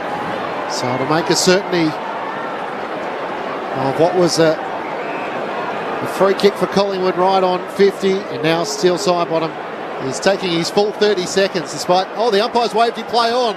So from the top of the goal square, he puts it through, and Collingwood extend their lead to 21 points, but he's in animated conversation with the umpire saying, well, I'm allowed my full 30 seconds. I'm having a shot on goal, but he called play on. So the umpire waved him to play, basically said hurried along, and he pointed to the scoreboard and said, I can see the shot clock counting down, I've got more time. And the umpire said, doesn't matter about that, move it on. And then eventually, as you said, rightfully called, Clinchy told him to play on. So not exactly following the rules there, the umpire, but Collingwood 5-7-37 to the Giants 2-4-16. It didn't seem to bother Steel side bottom too much, who slammed it through for his first. So the Pies are the only 2 goals of this second quarter, and Steel side bottom now has a goal alongside his 19 disposals so far. He's confused still, he didn't know quite what happened, did he? Where do we sit on that, taking his full... Is that... I haven't really seen that before. Watching a clock. He assumed he had time, right? But he didn't really need the time. So is that a little too cute? Sort of trying to use his full 30 seconds just to... waste some time. Yeah, almost bleed it off the clock. It's just bizarre. That's his choice to make, isn't it? Yeah, he wasn't afforded it on that occasion. Josh Dacos in the centre square, kicks out wide for side bottom, can't take the mark. Pack forms around Adams, umpire lets them roll, ball comes out the back door. Pendlebury, hand pass to side bottom, heads inside 50, Elliott leaping up, almost took a spectacular chest mark, falls down to Ginnivan, hooks it goalward, he's offline. And behind to Ginnivan. Collingwood by 22 points. Time on second term. So the Pies, all of a sudden, kick the last 5 goals of the match to lead by 22 points. The Giants need a response up. They kick the first 2. Cumming brings the Giants back into play. Short to Canelio. Hand pass out to Ward. Ran into McCreary. No way forward. Who's got him with the jumper ripped off. Had him almost bamboozled as the jumper covered his head.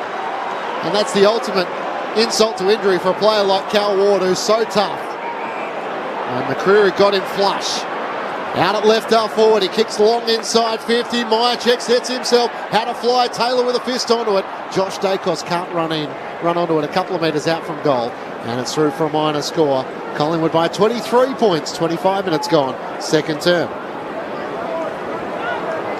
Coming on the kick out, low trajectory drop punt, skids its way through to Adams of the Magpies. Hand pass back inside 50, Ginnivan tackled as soon as he got it. Hand pass back into dispute. Tom Green can't get a kick away. Taranto sockers it off the deck. Maynard though there for the Pies. Hand pass to Hoskin Elliott from the wing, kicks it into the forward pocket. Myercheck competes. Elliott threw his boot at it, trying to soccer it through from the forward pocket. He missed it. It's out of play. Port Adelaide, the opening 2 goals against the Gold Coast Suns. 2-1-13 to the Suns yet to score. Opening 7 or 8 minutes there at the Adelaide Oval. It's going to be a great game. We'll take you there for the concluding stages from the boundary throw-in. Keith wins it down for the Giants to Ward. Hand pass back into the hot spot. Elliott got it out to McCreary. His handball a turnover. And Cumming just jams it on the boot out of defensive 50. Hogan competes in the air, spills down to Kelly. Giants keep possession, hands it to Taranto. His hand pass knocked down by Adams, kicks inside 50 but turns it over. Ward takes the intercept mark inside defensive 50. Wants to kick long to the southern wing where he spots up Whitfield. He takes the mark, has to push back behind his mark. Nick Dacos just held him up. The kick for Taranto won't get to him in the middle of the ground, and Taylor Adams takes a good mark, an intercept mark in the middle of the MCG. Looks up towards half forward. Henry offers a lead. He puts it out in front of him. Himmelberg can't spoil it. Great kick. Ollie Henry has it in the middle of the MCG, just inside the centre square. Myercheck on the lead. Spoiled away. Taylor got back. Whitfield back into defence for the Giants. Switches play. O'Halloran marks in the right back pocket. Former Vic Metro captain in his under-18s year, Xavier O'Halloran. I hear the Metro boys are on track this year, Murph. They've got some great guidance in their camp. There's a long kick from O'Halloran, goes down the wing, and Quaynor takes the intercept mark right on the bell. It must be said, a pretty lacklustre second quarter comes to a close. Collingwood kicking 2 goals to zip in the term. We had a period there where we went 18 minutes without a goal, and Collingwood have kicked the last 5 in the game. GWS with the first 2. So the Giants 2-4-16. They trail Collingwood 5-9-39. It's the Pies by 23 points at half time. The goal kickers, we have 2 for Jamie Elliott and Brodie Myercheck, and then 2 for Elliott, 2 for Myercheck, and then 1 to Sidebottom. Meanwhile, for GWS, Hogan and Whitfield have their 2 goals, but they went goalless in that second quarter, which is remarkable given they kicked 100 points last week. They're averaging 110 a game under Mark McVeigh, and yet they couldn't manage a single score. In fact, not just goalless, but scoreless in that second quarter. The thoughts of Brad Saul and Mark Murphy, your experts on ABC Sport. Bit of a fizzer second quarter, wasn't it, Murph? We were looking forward to another belter after the first, but it fell away. But not through a lack of effort for either side, I think. The pressure around the contest, tackle intensity for both sides was pretty strong. I felt like they sort of both just fell down going forward. Yeah, I made mention of the Giants trying to go forward across the centre-half forward line, and it was probably one or two things, whether or not it's the Collingwood defenders intercepting the ball really well, but we just weren't seeing a really strong contest in the air from any of the Giants players, and Hogan's probably not that type where he's a real big man and out body. He's more of a lead-up sort of forward and get back and get you out the back. So whether or not they need to change things up in terms of personnel, Harry Hildenberg's probably the obvious one. Obviously, their leading goal kicker going up until the point of Mark McVeigh taking on, and Harry's been terrific in terms of his work off the half-back line, but maybe just to try and generate that contest around the centre-half forward line, and someone of his sort of class up forward is always going to be handy. So whether or not Mark McVeigh pulls that rein at half-time, we'll wait to see. But the general stats are pretty even other than the clearances. Collingwood are 17-11 up against the Giants, and inside 50s, Collingwood are up 31-24. So the Giants have still had their opportunities. I know they didn't score in that second quarter, but they missed opportunities going inside 50 by some of their premier ball users as well. I think Whitfield probably missed a couple of opportunities to hit the target. It only missed by a metre or two, but that's the difference in getting a mark inside 50 and an easy shot on goal. So it was certainly a lacklustre second quarter. Let's hope that the second half is much better. Thoughts of Mark Murphy and Brad Saul, your experts on ABC Sport. Matt Clinch and Corbin Middlemass calling on the action, and Jess Webster down on the boundary. Earlier, Adelaide winners by 57 points over North Melbourne, 17-13, 115 to North Melbourne, 8-10, 58. And at the Adelaide Oval, it's Port Adelaide 3-1-19, leading the Gold Coast Suns yet to score. We'll take you there at the completion of this game. But for the moment, let's get the latest from the ABC Newsroom.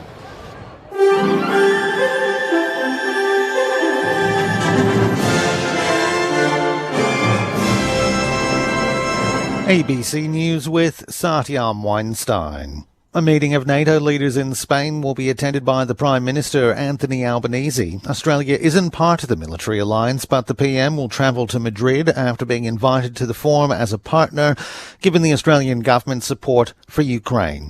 Mr Albanese will also take up an invitation to visit France for talks with President Emmanuel Macron as part of efforts to repair damaged relations in the wake of the cancelled submarine contract.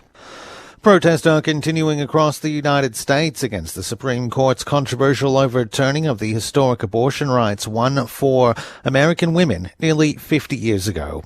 Former U.S. President Donald Trump has hailed the court decision which allows individual states to ban abortion, which many Republican states are already moving to do.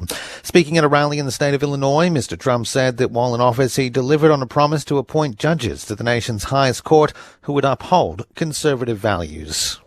The court handed down a victory for the Constitution, a victory for the rule of law, and above all, a victory for life. Ukrainian President Volodymyr Zelensky is appealing to allied nations for more help after the fall of the city of Severodonetsk to the Russian army. Ukrainians were forced to retreat after weeks of fighting that has left the city in ruins. In his nightly address, Mr. Zelensky says the war has entered a difficult phase. He says air defense systems that allied nations have in storage are desperately needed. This confirms that sanctions packages against Russia are not enough, that Ukraine needs more assistance with weapons, and that air defense systems, the modern systems which our partners have, should not be on their sites or in storage, but in Ukraine, where they are now needed. The new chairman of the Commonwealth, Rwanda's President Paul Kagame, has defended his commitment to rights and freedoms.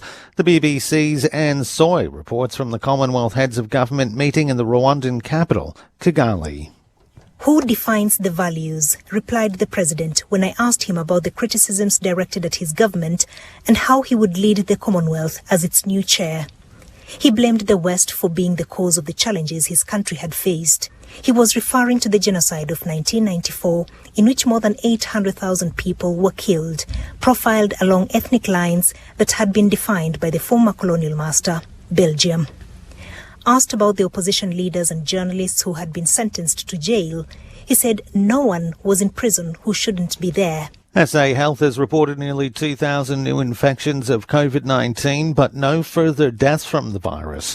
There are 1,996 cases with just under 16,000 active cases in South Australia. There are 216 people with COVID-19 in hospital. 9 are in intensive care. New South Wales has recorded another 7 COVID deaths meanwhile.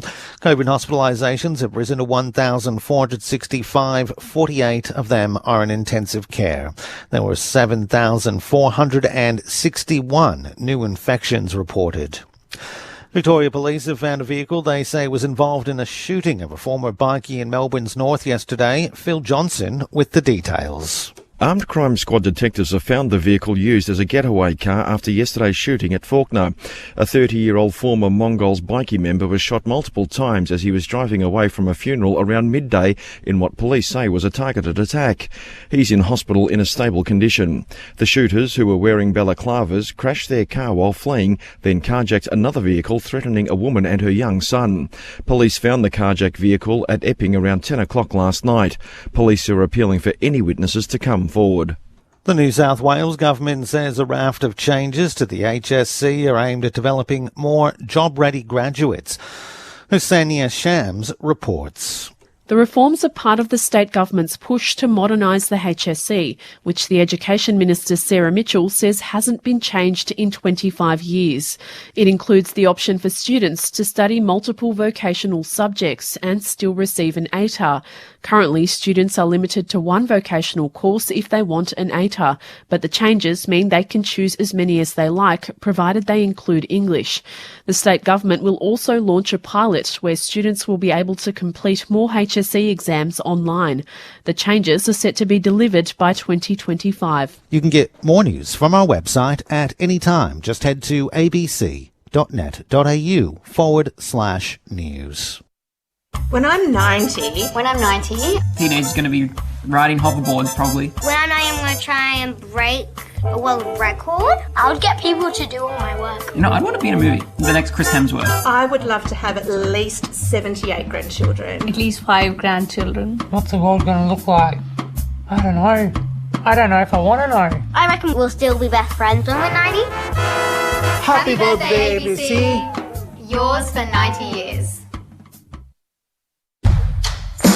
The 2022 AFL Premiership season. Grandstand AFL. On ABC Radio and ABC Sport Digital. Noble, right half forward, kicks close to the boundary line for Henry. Can he juggle it inside? He can. A little toe poke to the goal mouth. Mychet's going to finish the work on the goal line. Brodie Mychet with his second. Taranto, his hand pass, he's pinned, holding the ball. Don't think he got a hand pass away. His side bottom got him. And we'll take the free kick 55 metres out from goal. Collingwood by 15. And a 50-metre penalty. Steele side bottom. He's taking his full 30 seconds despite, the umpire's waved him play on. So from the top of the goal square, he puts it through. This is the 2022 AFL Premiership season on ABC Radio and ABC Sport Digital. Just the 2 goals scored in that. Collingwood lead by 23 points at the main break. They both came the way of the Pies, 5-9-39 to the Giants, 2-4-16.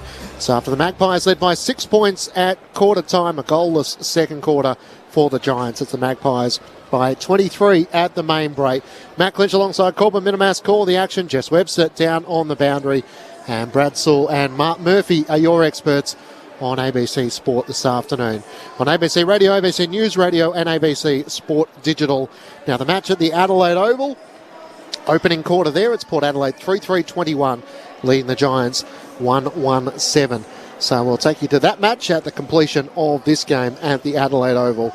So the Power, having got back into finals calculation, looking to try and keep the wins going against the Suns, who are very much in a similar position, trying to keep their finals hopes alive. So goals to Georgiades, Dersma and Farrell for the Power, and Levi Casbolt, the goal scorer for the Suns. Meanwhile, earlier today, it was the Adelaide Crows winners by 57 points over North Melbourne, 17-13, 115 to the Roos, 8-10, 58, with Taylor Walker kicking 6 goals, and the highest score for Adelaide and the biggest winning margin since 2019. So Matthew Nix will be feeling a bit more happier about that result than probably what David Noble would be feeling at North Melbourne. Just the 1 win so far for the Roos, and I know the tackle count caught your eye as well, Corby. It was 80-odd to 54, so 57. 57's above league average, so the average tackle count is 54 a game. So the Roos were above that, and yet Adelaide just completely monstered them in that area, playing 86 tackles, I think it was. The result's significant because it moves Adelaide above GWS, so they're into 13th spot on the table. You probably wonder why that's significant. It means, obviously, if the national draft was tomorrow, they would have pick 6, but Clinchy, it puts them within 1 game of Port Adelaide. So we know the whole Adelaide-Port Adelaide thing. So as bad a year as the Crows are seemingly having, they're just 1 game behind Port at this stage of the season. Obviously, Port Adelaide have a chance to make that gap too. They're in action, obviously, up against the Gold Coast at the moment. And they, of course, face each other still one more time this season. So Collingwood leading by 23 points at half-time. Expected this sort of from coming through on the SMS line. Rachel from Ballarat asking, should we either bring in a sin bin as rugby or a red card for dangerous play? I would love to see the pie vendors back at the MCG. Well, on a cold day, a wet day, I'm sure people would prefer that rather than leaving their seat. But, of course, the Tom Stewart incident against Dion Prestia, we haven't heard from the match review officer yet. Normally that comes in, what do you reckon, about 3:30, 4 o'clock? A little bit later. I've asked Corby Wright as he's halfway through eating a donut. That was cruel, wasn't it, Merv? Yeah, that was really nasty. There's a lot of jam. It's going over it. Slipping out of that donut at the moment. Or perfect timing, depending how you look at it. That was a nice little square up from the second quarter. And Grant says, hopefully the ABC has flown Andrew Moore and the team to Perth for the big game. I'm not much of an NRL fan, but he is a fantastic caller. I think we'll get a bit of strikes and likes it tonight. Big day for the NRL team. They've been on action since midday, and the game doesn't start till after 7:30. So from midday? I think so. Wow. That's my understanding. It's a big lead. It's a big build, isn't it? Yeah. That's every player and every angle covered, I would have thought, in the lead up to Game 2 of the State of Origin tonight with Andrew Moore, Luke Lewis, Matthew Elliott, John Gibbs, and your little mate Benny Cameron's going to be there, so looking forward to hearing Benny as a part of the call team as well. What do you think we're going to get in the second half? I mean, the Giants made it a dour affair in that second quarter. They've been so attacking under Mark McVeigh, so I'm sure that's not exactly the game style in which he would want, but you were debating as to whether they look at moving maybe Harry Himmelberg back forward just to try and provide another forward avenue. Yeah, look, the first quarter they played a really good brand of football. They were trying to stretch the Collingwood team defence by width and length, and they were hitting 45 kicks and getting some good overlap run and getting the ball out the back, and they probably had an opportunity to be two goals up, really, because Haynes sort of missed those 2 pretty easy opportunities, and they had a few other kicks inside 50 which just missed that would have, you'd sort of marked them down. I think Lockie Whitfield made mention of him before half-time about missing a couple that he's easily one of the better ball users who would usually hit that every day of the week, but he missed a couple of those. But the second quarter was probably a pretty of a tough watch, wasn't it? It was kick the ball around, and then it got into a real fumbly sort of precious type sort of game. So look, the second half, it's starting to rain now here at the G, so hopefully they start to get bit more yardage on some of their balls, the Giants. I think Himmelberg might be a good opportunity to maybe stretch the Collingwood defence and go forward and just had a different look. And Mark Vay's obviously come in with a new style and given some guys a new role to play in the back half of this season. And Harry Himmelberg's been terrific down back, but he's such a star up forward as well. So you'd obviously like to have two of him, but I don't think it'll be missed as much as maybe the opportunity of going forward and maybe hitting the scoreboard. I saw Lee Matthews, and Murph was down at training during the week speaking to the Collingwood players. Does that stuff actually work or inspire the group, or does it aid performance in any way, or is it just a nice little extracurricular sort of insight into a legend of the club? I don't think it hurts. Different voice, and I mean, to hear Lee Matthews speak in person, regardless of the context, I think is pretty special. So he's obviously got a huge history with Collingwood. So yeah, I think it doesn't hurt to hear that different voice. Certainly, we actually got him in 2011 before the finals campaign, and he's got a huge aura around him.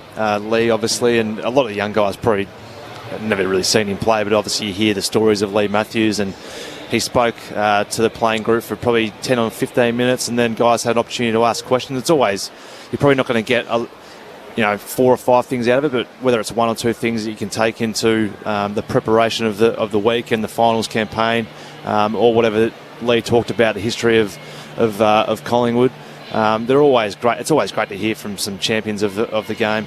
Does it happen often? Do you have motivational speakers or even former players come and address the group? It doesn't happen often because you probably lose the impact, don't you? I suppose you're probably more dealing with your assistant coaches and your senior coach, and from a week-to-week basis. But I think it's important to get, whether it's someone who's been involved in football or a different sport, or maybe it's a business background who's a great leader in their own right. I think it's always important to get, whether it's 1 or 2 people throughout the year, that I think it's important for probably more so the leaders of your football club to try and grow themselves as well in their leading capacity. I think I always really enjoyed having a guest speaker come in and sort of being armed with a few questions of finding out what made them so successful over their period. He's still a board member, isn't he, at the Lions? Obviously carries the aura of being one of the greatest players, but I guess Craig McRae quotes him a lot, so it'd be interesting to hear from the man himself when he gets the chance to address Collingwood. And it would be fascinating if we get a chance to chat to someone from Collingwood after the game. We might ask them what he had to say down at the Pies. Yep. It was not even more so about Lee, but just in general as to how often that happens and whether you actually get a kick out of it. Or I imagine that it would depend on the individual too. There'd be some guys sitting at the back thinking, can we just get out of the club today? And there'd be other guys, another meeting, as you said, sort of geeking out, thinking, I want to sort of take it as much as I can get. And I'm sure you would have experienced everything in your time, Murph, both the good and the bad. Yeah, and I think we had some great speakers come and speak to us. I loved Mike Hussey came and spoke to the boys, and I was a big cricket fan and loved watching Hussey play for Australia. And I think most Australians loved him, representing the baggy green. He was always really energetic and always seemed like everyone just loved him. He was obviously one of the nerds, maybe Corby of the side. So I loved hearing from Mike Hussey over the journey, and Lee Matthews obviously was another one. So I think it's always good to hear from some champions of sport or wherever they are in their own right. But you always pick up on 1 or 2 things from them. Mark Murphy and Brad Saul, your experts on ABC Sport. Matt Clinch and Corbin Middlemass calling the action, and Jess Webster down on the boundary. The players just making their way back out, and we're only a few minutes away from the second half getting underway at the Adelaide Oval. Port Adelaide 5-3-33 leading the Gold Coast Suns 2-3-15. We'll take you there at the completion of this game.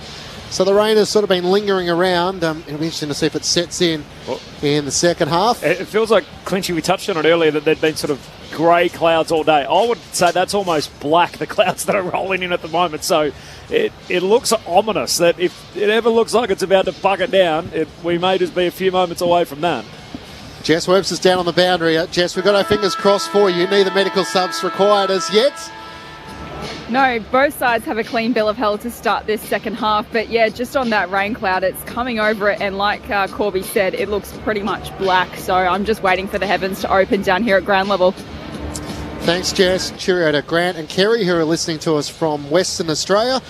And, of course, don't forget the best of ABC, wherever you get your podcast from. A chance to catch up on Sunday AFL footy with Corby, Lauren Arnell and Chris Johnson today. Great to hear Chris Johnson back as a part of our feature programs. And, of course, the lead, the ABC Sport Daily. You can get it all there at the best of ABC Sport. Corbin and Ben. Corbin and Ben. I was just about to promote that one. Monday and Thursday. From 5 p.m. and tomorrow at Murph in his usual slot to break down the weekend of footy. Players are in position. Second half about to get underway. It's Collingwood who hold a 23-point advantage. Here's Corbin Middlemass to get us underway on ABC Sport. Umpire Nick Brown holds the yellow Sharon in the air. And we're set to go for second half action. Collingwood by 23 points. They've kicked the last 5 goals of the game. Crooked bounce. Hump says play on anyway as Darcy Cameron swats it down. Spills to Cornelio. Hooks a kick to centre half forward. Darcy Moore diving after it. Can't get a hand on the footy. Haynes collects. Hand pass to Toby as he slips over. Gives it to Riccardi. Slick hands to Bruin. Trickles a kick to the goal square. Side bottom back again. Saving the day last line. Hand pass to Murphy.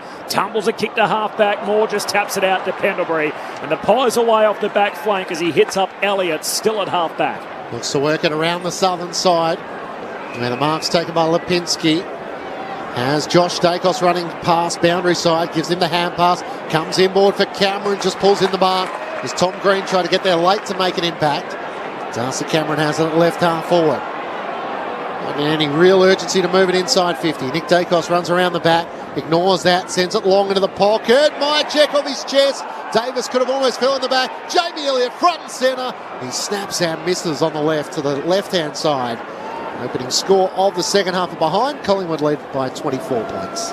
Sully, we talk a lot about, obviously, in this job with the spectacle, the way the game looks. How aware are you as a player as to what kind of a game it is? Or are you just so locked in that you're not aware of, I guess, how it presents for the neutral? No, you can certainly feel how scrappy it might be. Pressure, unforced errors, turnovers, those types of things.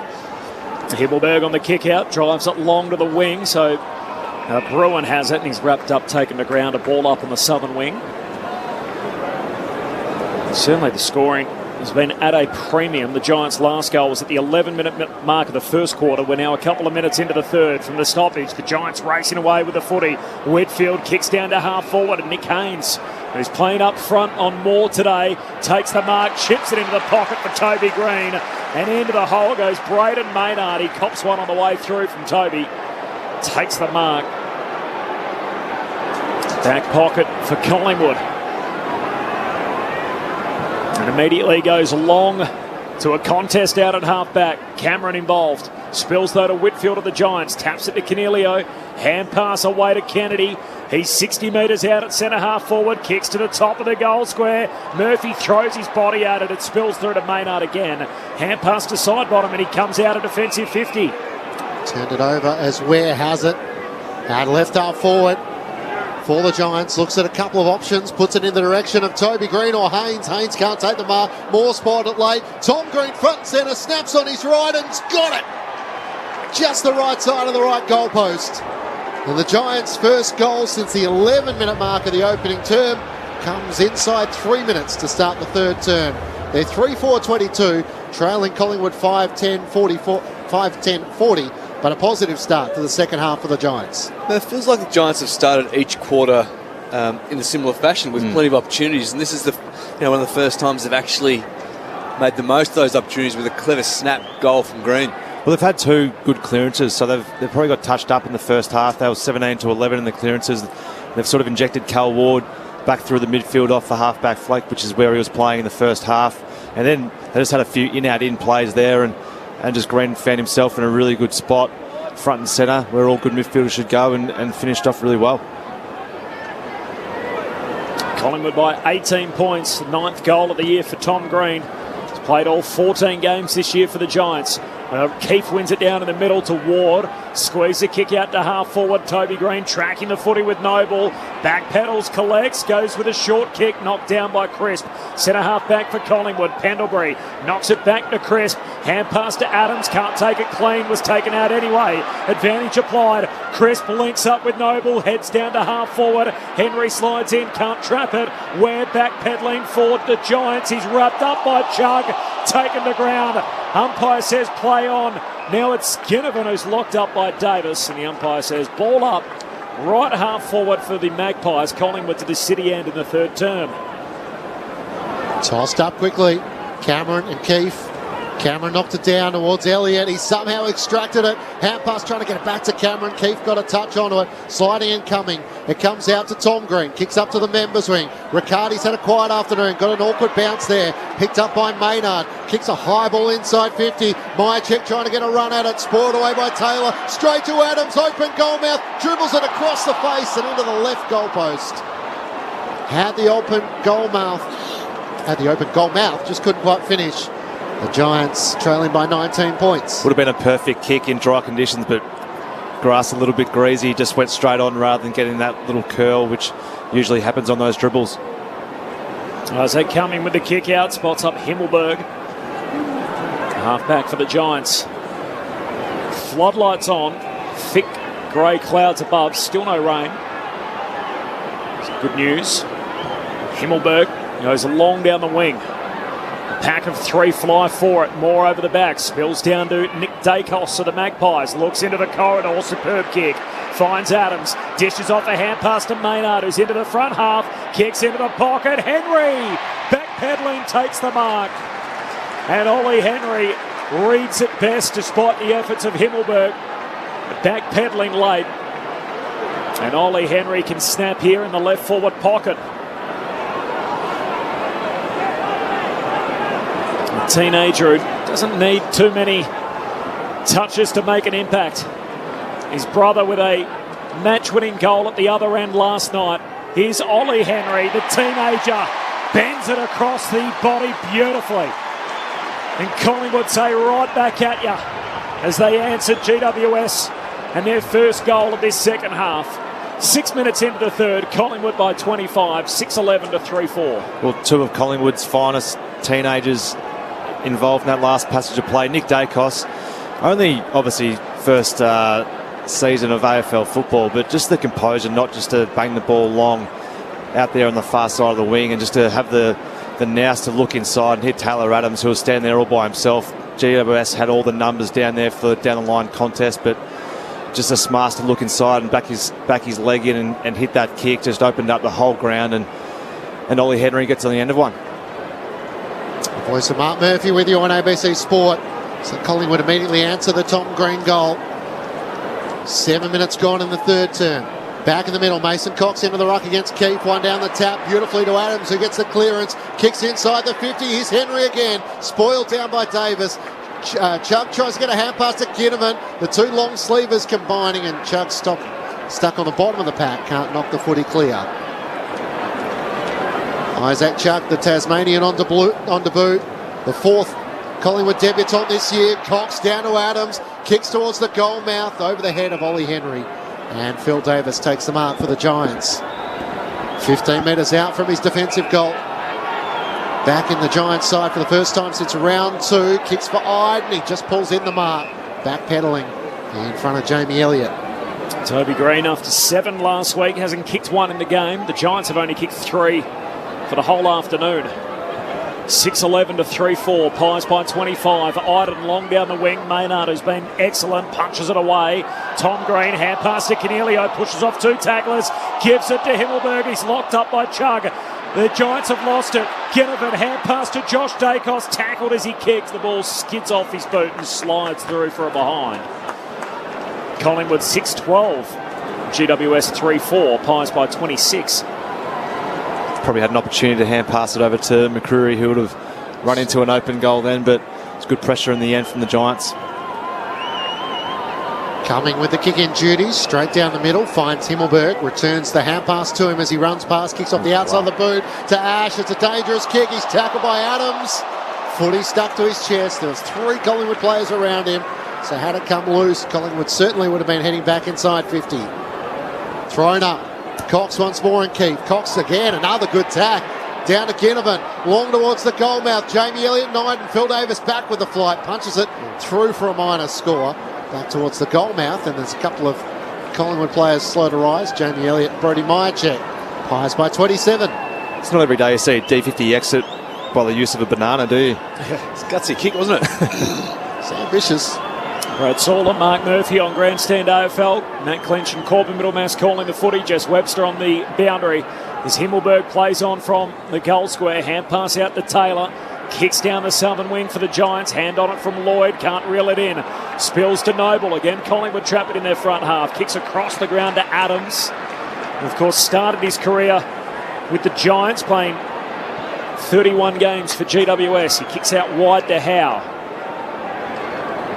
Bright yellow boots on today. Turns 32 on Wednesday, Jeremy Howe, so celebrating a birthday this week. He heads wide to Hoskin Elliott. Sticky hands. Hangs onto it despite the pressure from Whitfield, wide out at left half forward. Takes some of his best work to kick it from here. Doesn't look confident, and he's just going to sit it up to the top of the goal square. They all miss it. Bounces on its point into the open goal. Chug missed it. Had a look. Spills to Josh Dacos. He can't bend it through either. Behind. Chug had a fresh air shot trying to kick one on debut. And Nick Dacos, who swooped on the loose footy, unable to capitalise either. Pies by 28. The Giants quickly bring it long out of defence. Lloyd has it at right half back. Looks up to the wing towards Toby Green. Awkward half volley. Gathers. Howe gathers him.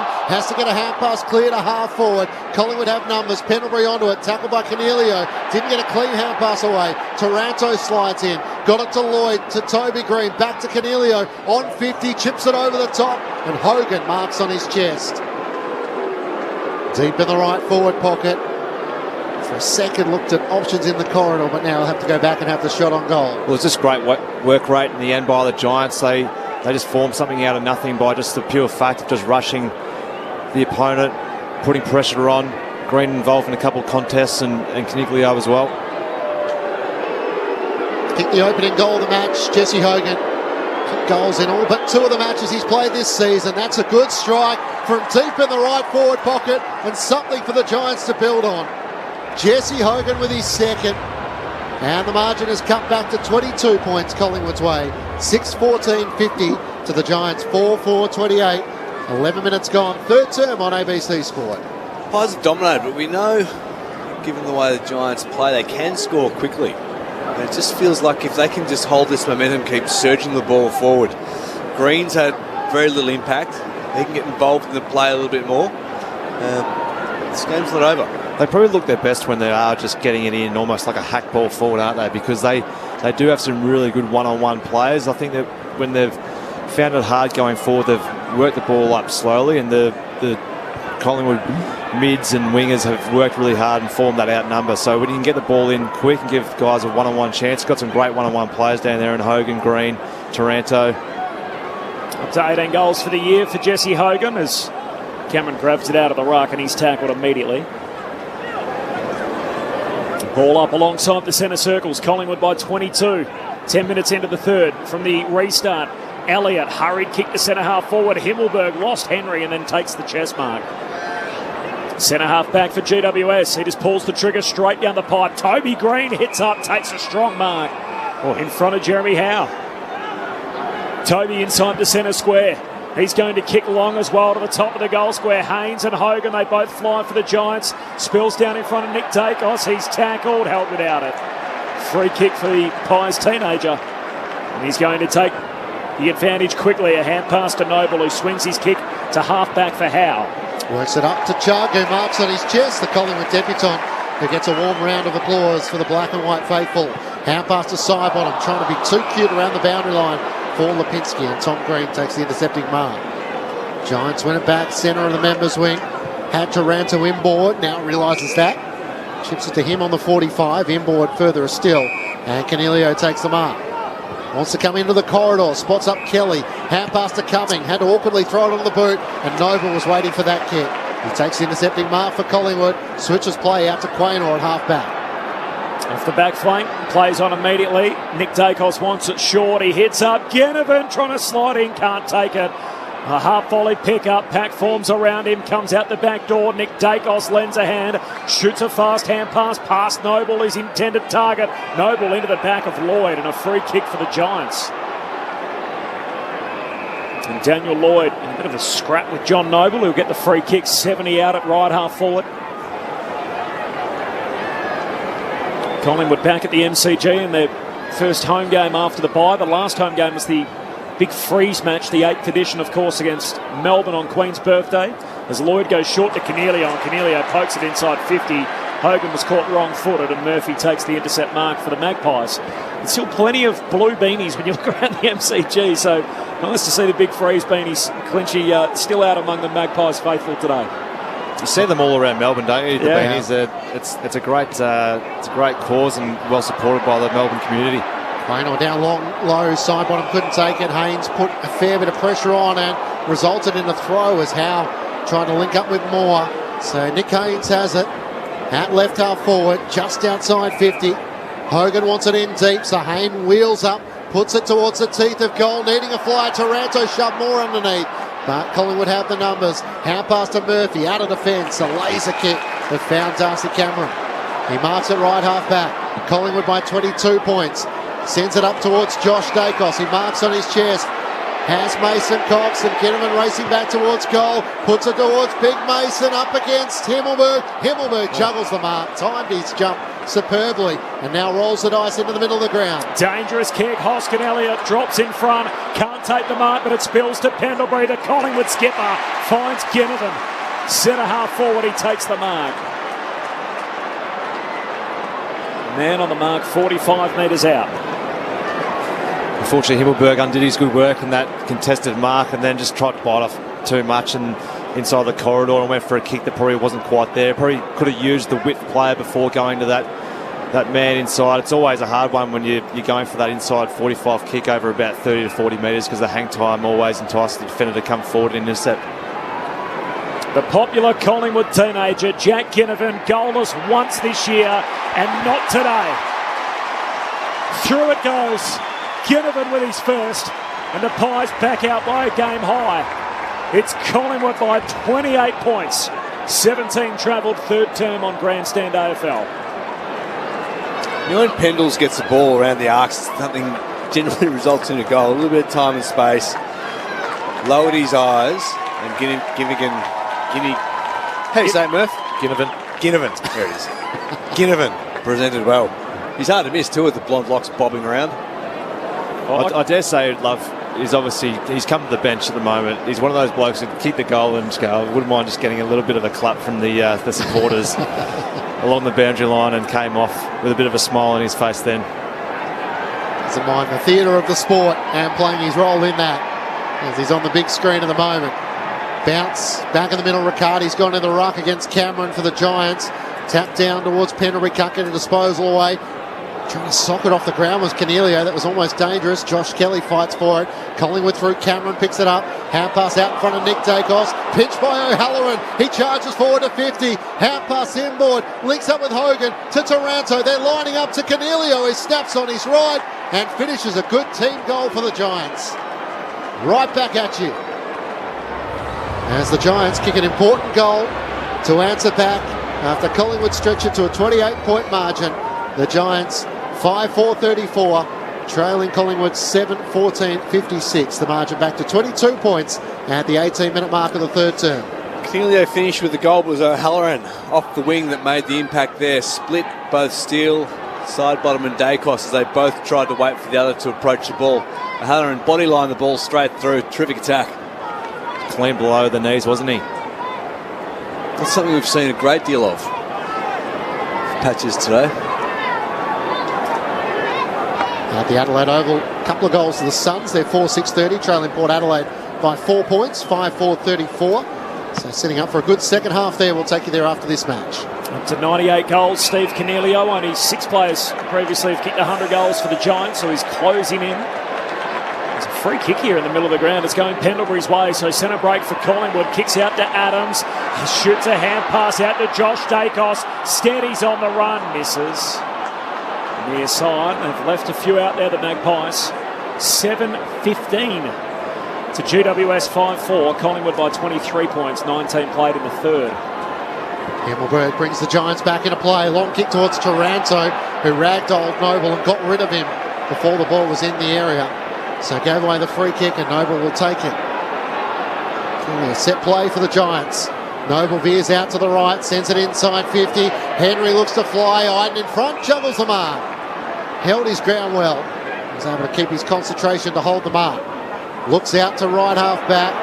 Puts it in the direction of Lloyd. Up goes Quaynor. Spoils it out of play. Much to the Collingwood fans' delight.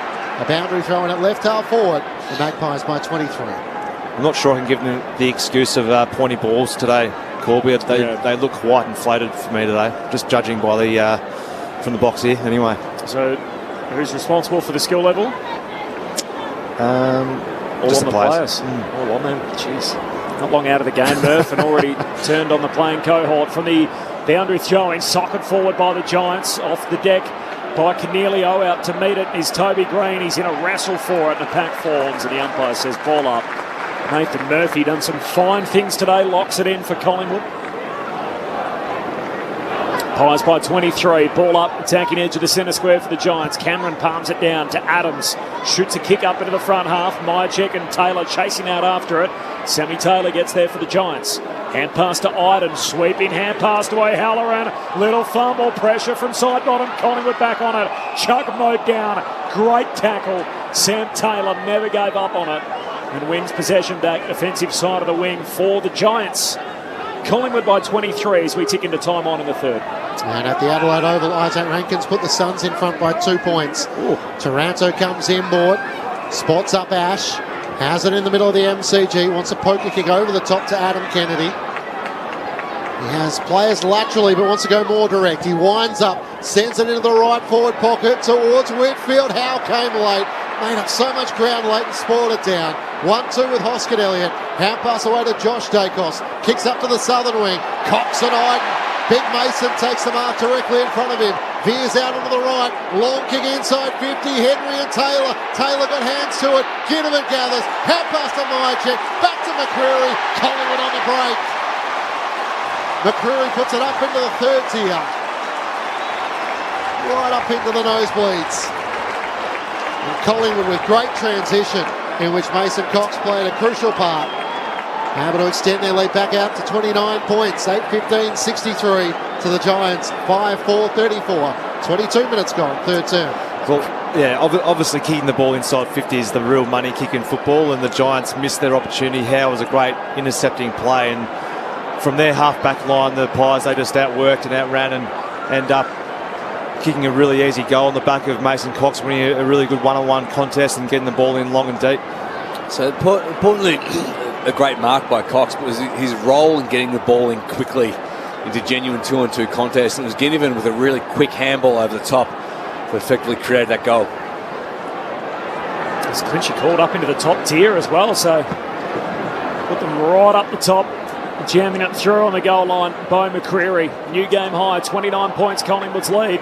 Middle of the ground, Kelly tried to get a kick away off the deck, but straight to Crisp. Racing away with it, kicks to Hoskin Elliott. He marks 60 out at centre half forward. She surely caught the tangle with Kelly, no 50. Kicks to Mason Cox anyway. And Cox comes out to meet it and take the mark 20 metres out, just right of centre. Well, Taylor Adams has been fantastic in this third quarter, and again winning another hard ball on the inside and feeding his teammates. But great kick by Hoskin Elliott. Big Mason Cox, he loves these from 25-30 out. Mason Cox, with his Australian citizenship during the week, he moves in and misses. Gee, everybody was ready for that moment with Mason to kick one, and he can't believe it as he's chewing on his mouth guard, hands on his hips. Up behind, Collingwood by 30, time on third term. He's an Aussie now. We got him. He didn't grow up with the game. Long kick from Himmelberg out of defence. Cox spoils Hogan, and it goes out for a boundary throw in. How important for his confidence was that one-on-one, do you think, Sully on the wing? He then takes the mark inside forward 50. Huge, but they're actually they're so much kicking the ball on top of his head, they're putting it in space so he can run onto it. That's what makes him so hard to spoil. Thrown back in, Cameron knocks it to the back, the side bottom, kicks off the outside of the boot, down low for Elliott, couldn't take the chest mark. Himmelberg on the last line, back to Taylor, to Phil Davis in the back pocket, searching hand pass to Iden. Wants to get around Elliott. He does so. Himmelberg not sure what to do. He dribbles a kick toward. He gives the hand pass to Kennedy. Could have been taken high from McCreary. Now he's under the pump. Has to try and knock it clear. And McCreary can't burst away from Kelly and Tom Green. All of a sudden the intensity is lifted. Collingwood by 30 points. It's a game high. Time on in the third term as Cox grabs it out of the ruck. Dispossessed. Himmelberg jams it on the boot. Kicks into centre square. Cameron knocks it down to Noble of the Magpies. Hand pass back to Darcy Moore. Ships his kick to Crisp. Still in the centre square. Short pass to Lipinski. Reels in the one-hander. Lipinski, 55 out. Kicks wide for Jamie Elliott, who takes the mark. Now channel it right half forward. He'll shoot from just inside 50. Intensity's gone up this game. Collingwood bring the heat. Trapping the ball in their forward half, getting plenty of looks on goal. They've just gone to another level, haven't they? The Pies, they look cleaner, more energetic on their toes, around the contest especially. He's only a couple of metres in from the boundary line on his right-hand side. He kicked 3 on Queen's birthday against the D's. He kicked Collingwood's first 2 today. Jamie Elliott starts his drop punt out to the right, leaves it there. And behind. So Collingwood 8-17. GWS 5-4. Pies by 31 points. It could be a whole lot more. 26 played in the third. At the Adelaide Oval, Mitch Georgiades has put Port Adelaide back in front by 5 points. He's got another shot on goal to try and extend that. We'll take you there to the Adelaide Oval after this game. Gee, it's dark here. Yep. Looks like Armageddon. Himmelberg brings the Giants back into play to Whitfield and short to Iden. It's amazing we haven't had really any rain at all. No. Does that amaze you or just me? No, it amazes me. But not as much. Not the same level as probably it does here. How much does it amaze you, Corby? Out of 10. What level of amazement? Ware and Whitfield combine as Corby ponders that. Out to left half back. O'Halloran takes them up. You got an answer? Yeah, 9 or 10. Okay. Up towards Ash. Had to wait underneath it a long time. And Noble comes through and punches it out of play. 4 or 5 rows back on the members' side for a boundary throw-in. Collingwood by 31 points. We've played 26 minutes in the third term. Pies have really led from the middle stages of the first quarter. Since the Giants kicked the opening 2 goals of the match, they've wrestled back momentum from that point onwards. Kelly from the stoppage, hand pass back to Kennedy, gets a hand pass to Keith, to Kelly on the wing, has to kick around the boundary line. That worked. Not sure Ash was the intended target. He takes the mark though, looks up towards 50. He really only had Tom Green leading out. Darcy Moore slides in, takes the intercepting mark, retreats all the way back 30 metres to the top of the defensive goal square to Noble. Chips to Dacos, back pocket, hooks a kick across the body, down towards Quaynor, under pressure, knocks it on beautifully. Hoskin Elliott sweeps a hand pass inboard to Nick Dacos. He kicks from the southern wing, down to Myercheck. Myercheck takes the mark. Taylor just losing it in the air. Myercheck moves it on quickly. Still at left half forward, Lipinski marks. He's about 60 metres out. Mason Cox is on the bench, sadly, as Lipinski just pokes it up towards Cameron. The other big man standing in the hole takes the mark, 20 out straight in front. Well, the wheels look like they're falling off when you have a slow play outside 50 and you've got an uncontested mark by the key ruckman standing 15, 20 metres out directly in front. There needs to be some sort of body on him initially and then another player coming across to make that contest, but to have no one there, it's unforgivable. Late in the third term, they've missed a boatload of chances already today, Collingwood. As Darcy Cameron moves in on the set shot, he pokes it straight through. Hot Pies. Collingwood by 37 points. A new game high. They move to 9-17-71. GWS 5-4-34. 29 played third term, Mark Murphy and Brad Sewell. They're just getting outworked at the moment, aren't they, Sully? The last inside 50 that the Giants had, they had no forward, really working really hard back towards goal to give them an option and end up having to kick a really shallow inside 50, and then that just starts up the Collingwood offence from the half-back line. And then, as I made mention of that last inside 50 from Collingwood, to have no one standing against the ruckman, 15, 20 metres out directly in front, it's worrying signs here for the Giants. They're already slipping a fair way behind the Pies here, and the Pies are really getting their game going. It's built up really across the contest, isn't it? It's alarming. It's 17 inside 50s for Collingwood. They've had kicked 4-8, so look on goal every better than 2 entries. Yeah. Cameron down to Pendlebury, couldn't get a disposal away. Toby Green tries to sock it off the ground, ricochets into an opponent, spills out to Hoskin Elliott, hand pass to Josh Dacos inside 50. Phil Davis set in front, takes the mark with Jack Ginnivan arguing he thought he had the jumper held. Davis 35 metres out from his defensive goal, looks up to the southern side, sends it in the direction of Jesse Hogan, up, got hands to it, couldn't take the mark. Mayno with a hand pass to Nick Dacos, to brother Josh, to Cameron, who kicks towards half forward as the siren sounds for three-quarter time. So 3/4 in the books, and Collingwood hold a 37-point advantage, 9-17-71 to the Giants, 5-4-34. And as Sully was making the point, Collingwood had 18-12 inside 50s in that quarter. They mustered 4 goals, 8 to the Giants, 3 straight. So after Collingwood led by 6 points at quarter time, by 23 at half time, they lead by 37 at three-quarter time. 7 individual goal kickers for the Pies, 2 to Myercheck and 2 to Elliott. Individuals to Cameron, Henry, Sidebottom, McCreary and Ginnivan. Meanwhile for the Giants, 2 to Jesse Hogan. Individuals to Cornelio, Whitfield and Green. Three-quarter time at the MCG. Collingwood leading by 37 points. At the Adelaide Oval, it's Port Adelaide 6-6-42, leading the Suns 5-7-37. Approaching half-time there. We'll have you there at the completion of this game. Grandstand AFL on ABC Radio, ABC News Radio and ABC Sport Digital. Nominations for your Australian of the Year are now open.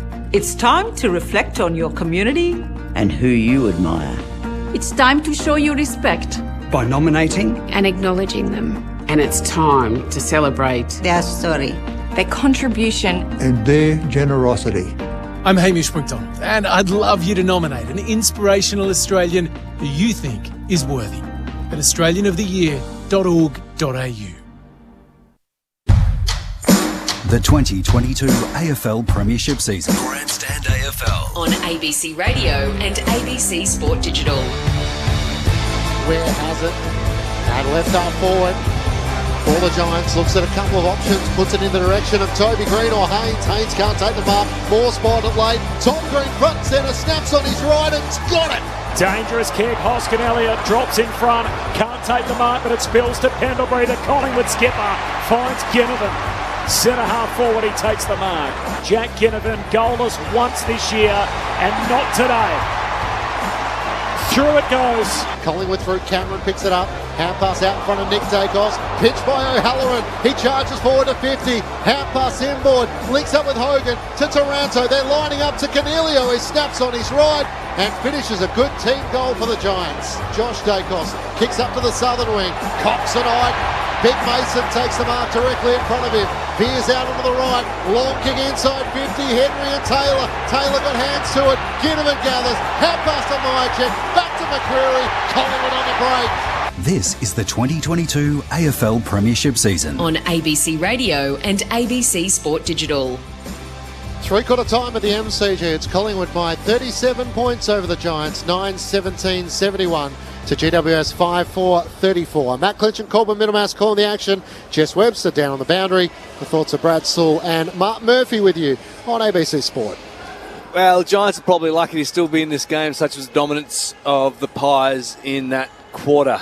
As I think Clinchy touched on before, 18-12 inside 50s, but more damning than that, it was 4-8 to 3 straight for Collingwood. So 12 scoring shots off the back of 18 inside 50s. That's a horrible statistic for the Giants. That's huge. If you're having 12 scoring shots a quarter, you're going to kick a big score, and they've been obviously inaccurate today, the Pies, but they've been basically winning the contest, haven't they, around the clearances. They're sitting at 25-17. They've always had their nose in front today in that area, but their balance on the outside, I think, is what's really got the Giants. Have sort of invested heavily at the contest of Giants and probably haven't turned their heads quite quick enough, and the Pies have been able to win it at the coalface and then dish out and use the numbers around the ball. And when you're getting that many inside 50s and that many score opportunities from that, It's going to be obviously pretty difficult for the Giants, but I thought Taylor Adams certainly led the way in that third quarter and his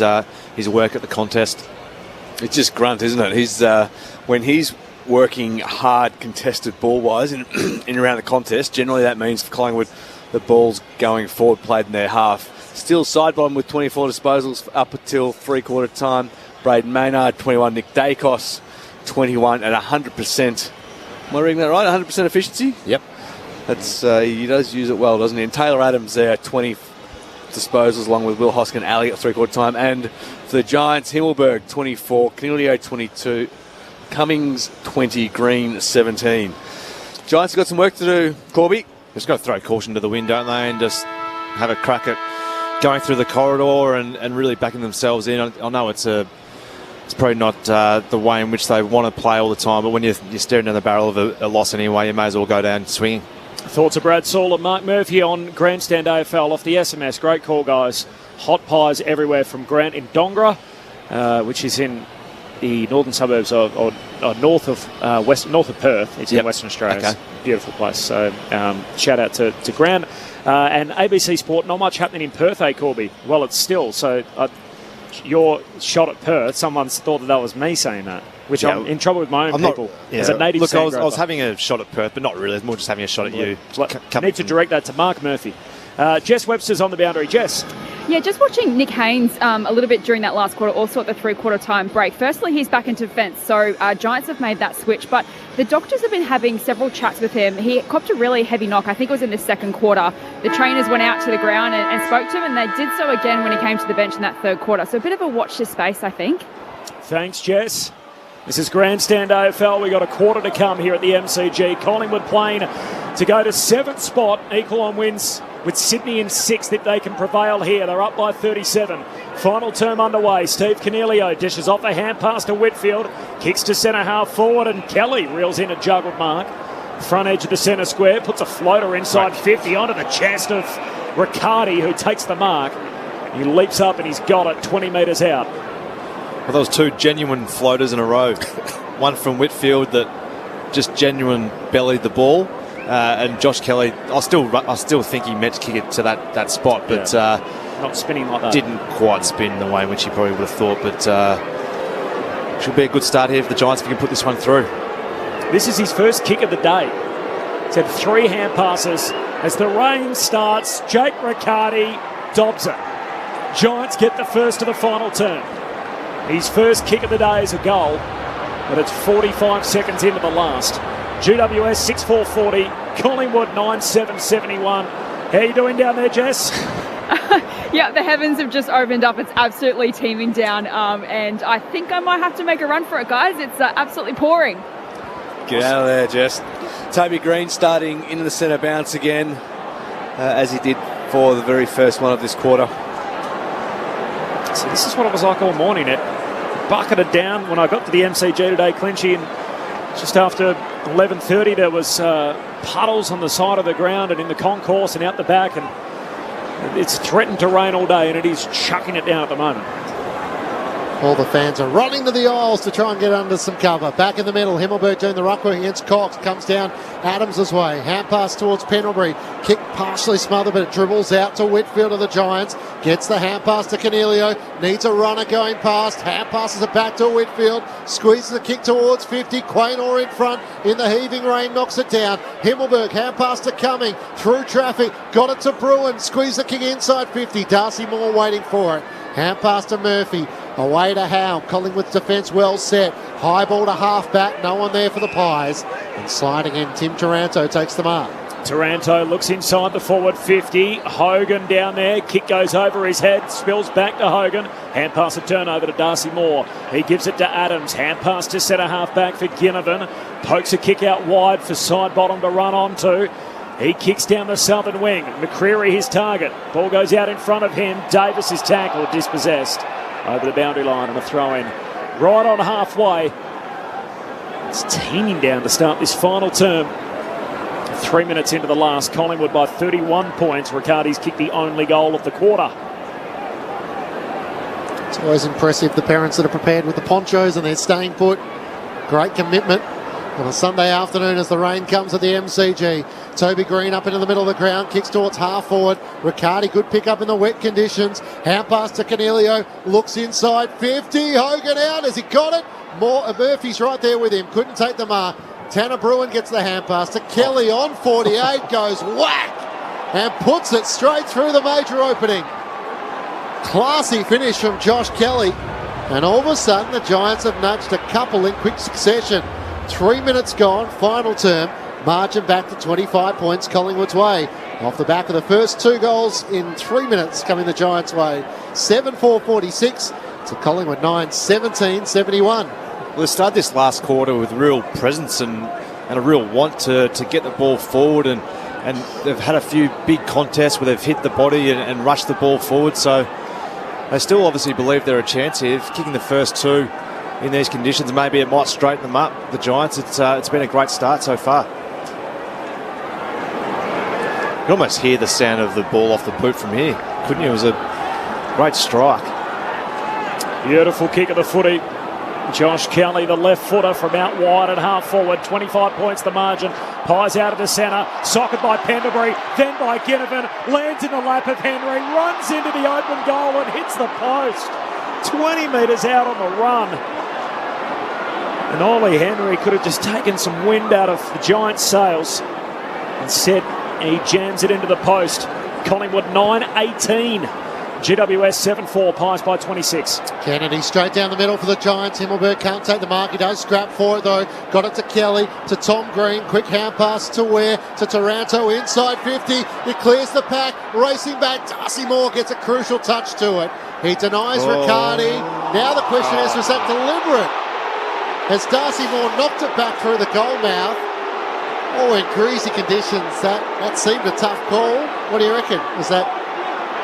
It's almost like he's the second touch for him trying to get the ball there's given the free kick away, but I don't understand how he can pay that. So Riccardi puts through his second, and the Giants close the gap to 20 points. Collingwood had a chance at one end, couldn't capitalise.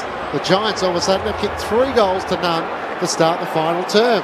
5 minutes gone. They're 8-4-52, trailing Collingwood 9-18-72. I'm not sure what his alternative was there, more running back towards goal. If he tries to take that out of bounds, it's deliberate out of bounds. And I think you're right, Murph. I'm not sure if it was the initial kick or the touch over the line. So the usual metric for the umpire is if you can't rush it out from any further out than the goal square.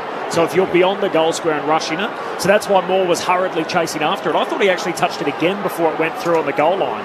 That's why I think he's paid that one there, because the balls are probably 10 centimetres out and he's touched it. That's a really stiff call. 20 points, Collingwood's lead. Giants with the first 3 of the final term. Collingwood just knock on Surge on inside the forward 50. McCreary hand pass over his shoulder to Adams, who stands up in the tackle. Ball comes out. Now it is locked back in. A ball up.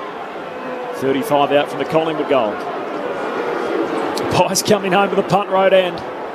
Umpire chucks it up. Darcy Cameron's held. A ruck infringement against Himmelberg. And a free kick for the Collingwood big man, 30 metres out directly in front. Oh, it's not a lot of that. Himmelberg's given away the free kick. I think Cameron had the front position, and has he played a hold on him? Has he? Yeah, must have. Yeah, holding. There we go. The advantage of having a ruckman against a key defender in your forward half on those stoppages. So 3 quick goals for the Giants to start this final term. Just to steady the ship. Darcy Cameron moves in. Big fist pump. Got it. Couple for Cameron. And the Pies take some air out of the Giants' balloon. All of a sudden, it's back to 26 points the Magpies' way. 8 minutes into the final term. Collingwood 10-18-78. GWS 8-4-52. Brad Saul is with Mark Murphy. Well, it was an important goal just to stem the tide. The Giants have been coming. They've started this last quarter a really good fashion. They've been really good around the contest, but that one almost puts it to bed, being a 26-point ball game now. It's going to be pretty hard for the Giants to probably kick. You've got to kick 5 to win it from here, and they've kicked 8 for the day, and it's they're certainly backs against the wall, but they're going to keep on having a crack at the Giants. They've got no other option, so they'll be having a crack through the corridor at all costs. Is that another good game, Darcy Cameron? 16 disposals, a few clearances, and now a couple of goals. Interesting. Graham Wright telling us before the match that Brodie Grundy had picked up COVID during the break, so he was still 4 or 5 weeks away. It's a really good ruck combination now with Cameron and Mason Cox, isn't it? So it's going to be interesting to see how Brodie Grundy fits into it. No clearance from the ball up with Elliott and Taranto on the bottom of the pack. Cameron wins it down, taps it to Lipinski, kicks towards half forward. Big Mason Cox over the footy, can't pick it up. Tom Green can, stripped of it by Crisp. Kicks inside 50, Myercheck up, can't take the mark. Taylor backwards under pressure, turn it over, pinched by Ollie Henry, kicks towards goal. He's got it! Just the opening the dangerous small forward needed. And Ollie Henry kicks his second, and Collingwood perhaps slammed the door shut. 32-point leaders, 11-18-84 to the Giants, 8-4-52. 9 minutes gone, final term on ABC Sport. Just a good bit of football now, wasn't it? Yeah, he's got bright future, hasn't he? Yeah. Really exciting for Collingwood. He plays tall, really strong in the air, but it's quite dangerous on the ground as well. It'd be a difficult player to match up on. Very athletic. He's one of those players who doesn't need a lot of possession, does he? So he's a mercurial type of player and makes something out of nothing, and that certainly was that then. Just intercept the handball and just read the play really well and turn around and throw it on the boot.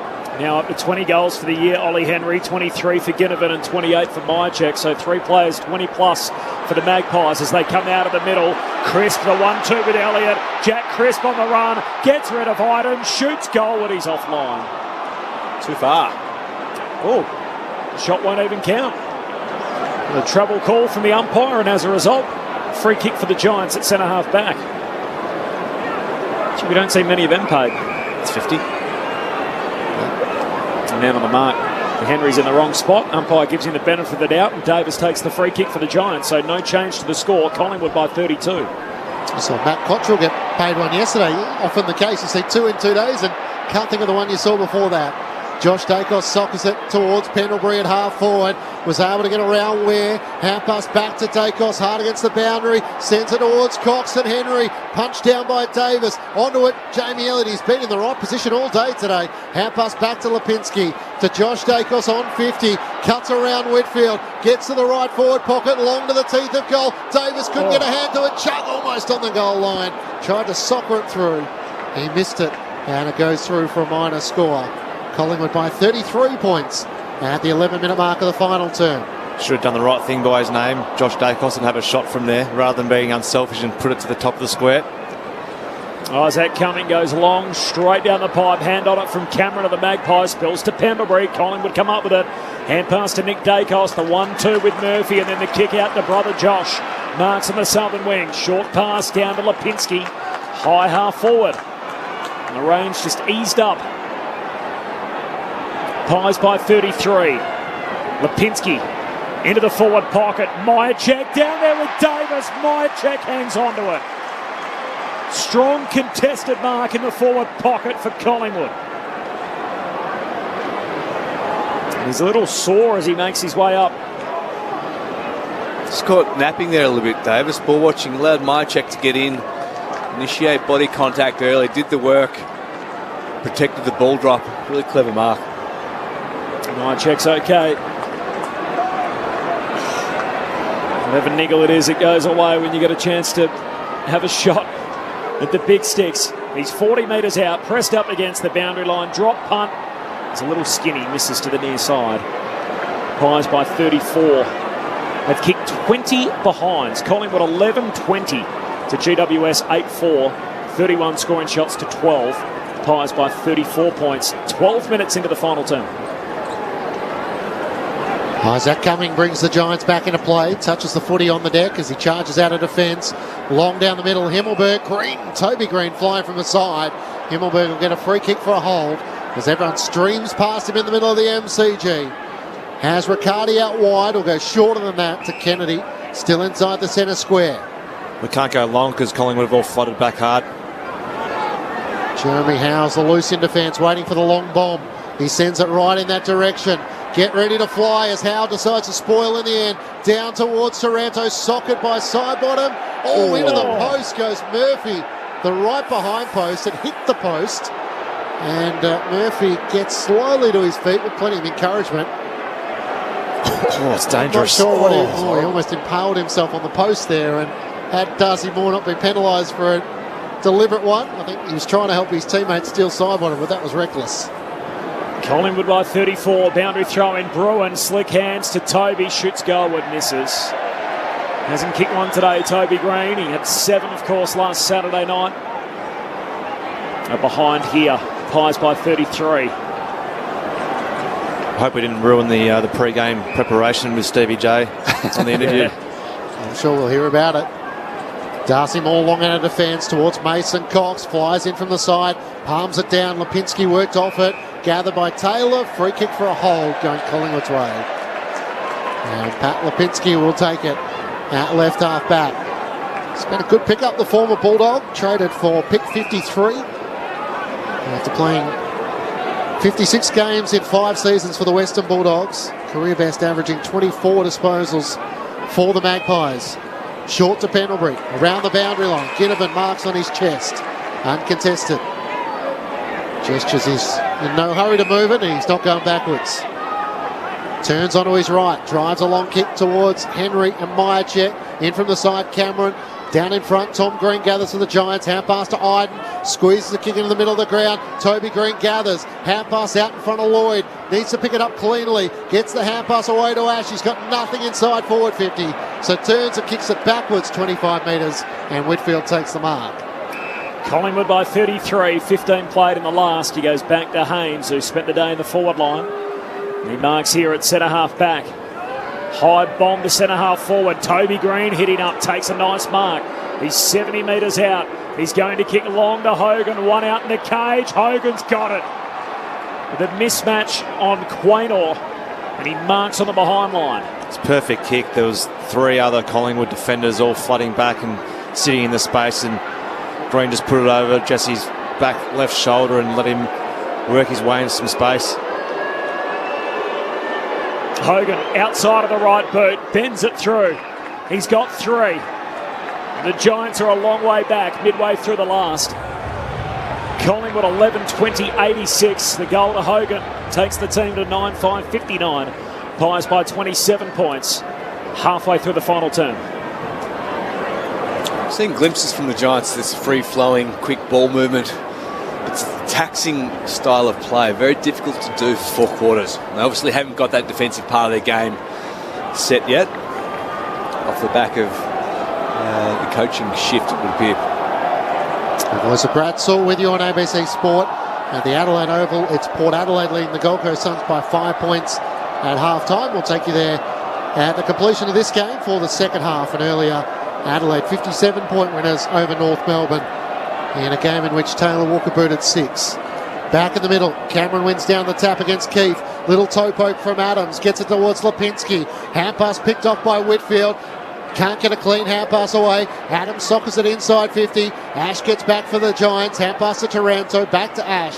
Through the middle of the ground. Hand pass to Tom Green. Taranto had a fumble as he received it back. Regathers. Kicks towards 50. Spoiled on by Josh Kelly, but the Collingwood defence is set. Moore picks it up. Hand pass to Quaynor, blazes away towards half-back. It bounces in front of Taranto. Sidebottom tries to race after it. He's able to get a fortunate tap on as it's worked 1-2 between Josh Dacos and Sidebottom down the southern wing. Works it to Henry, can chip it inside 50. All on his own, Jamie Elliott. Well, they've been so impressive today, the Collingwood defence, and the midfield has been working back really hard and creating the outnumber, and Collingwood just played it really smart there and just kept on using the free. Kicked 2 goals in the first quarter, Jamie Elliott. After missing 5 games with a shoulder injury. Up to 10 goals for the season. On 4 occasions, over 30 goals for the Magpies. So a crucial cog in what could be a push towards a return to September. From just inside 50 out to the right, Elliott gets close to the man on the mark. And just the wrong side of the right goalpost. And a minor score. Collingwood by 28 points. 18 minutes gone, final term.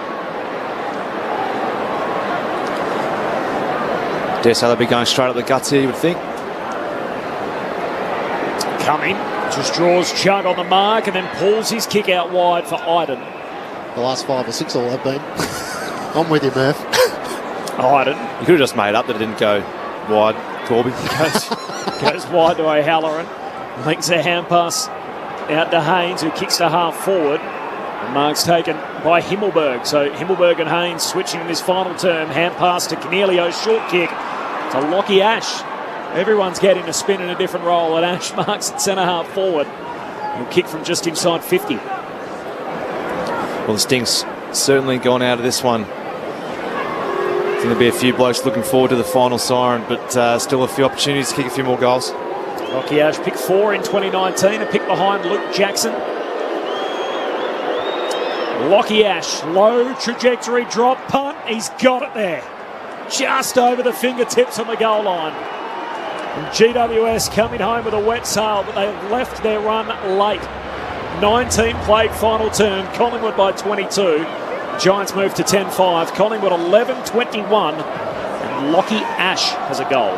They certainly have left their run late, but important not to completely throw the towel in. They've shown a little bit in this last quarter. They've been prepared to play it out. Collingwood, of course, have done the damage earlier in the day, and they just need to continually just chip in the pies, kick one every couple to keep the Giants at bay. It's been another just even performance, hasn't it, from Collingwood? You look through their midfield, they all will get their 23 to 26 touches and all impact the game in quite a good way. So there's no real standout, is there, through there? They're all just playing their role. Back in the middle, Mason Cox wins down the tap. Crisp with a little toe poke away from Taranto. Ginneman could have been pulled down, he was, when he didn't have possession. Taylor Adams is not too happy with some of the attention he was being given by Tim Taranto. They'll scrap for it. The umpire comes over and blows his whistle right in their ears, so that'll stop him. Jack Ginneman takes the free kick on the 5 or 6 metres further from where he was impeded. Looks to send Collingwood inside 50, out to the left, looking for Elliott. He got hands to it, couldn't complete the mark.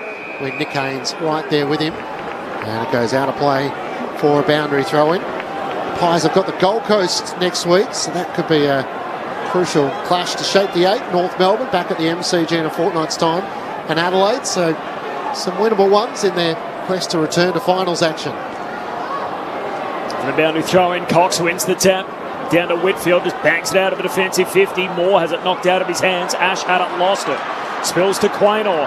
Kicks inside 50 over the head of Henry, and Davis takes the intercept mark. And immediately moves it on. Hand pass to Iden. Pies by 22 points, 21 played final term. Iden shares it with Cornelio, kicks down the wing. Quaynor intercepts. Southern wing as the rain starts again. Neither Medisub used. Trey Rusco and Callum Brown for the Giants, both of them in their first game of the year. Haven't seen any playing time as yet. There's more from the Quaynor kick, kicks long down the line. It's whacked out of play by Sam Taylor. And a boundary throw-in. Both subs will probably have to do a running session post this, which on a Sunday twilight game when the rain's starting to come down and very cold, no doubt, sitting on the bench. Certainly wouldn't be looking forward to that one. That's not what you want. This will be 5 in a row for the Magpies, so the equal longest winning streak in footy, along with Geelong, both at 5 wins.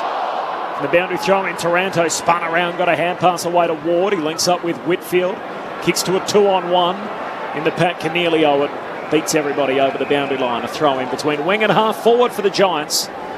Collingwood by 22. Cornelio's been prolific again. He's at 27. Also kicked the goal. 6 tackles as well.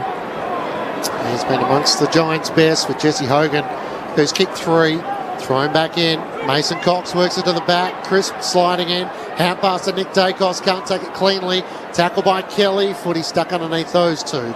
Umpire waits a moment or two and then forced to come in and ball it up. Giants have got the Hawks next week, so interesting clash given Hawthorn's loss back on Friday night. 2 rebuilding teams.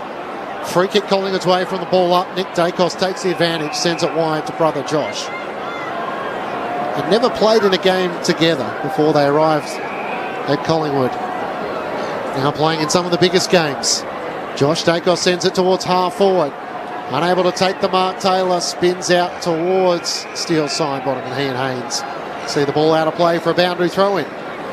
Talked about the clearances today, and Collingwood obviously being on top in that area, but the hit-outs, 40-11, just put it in a really easy spot for their midfielders to get to the right spots and win those clearances.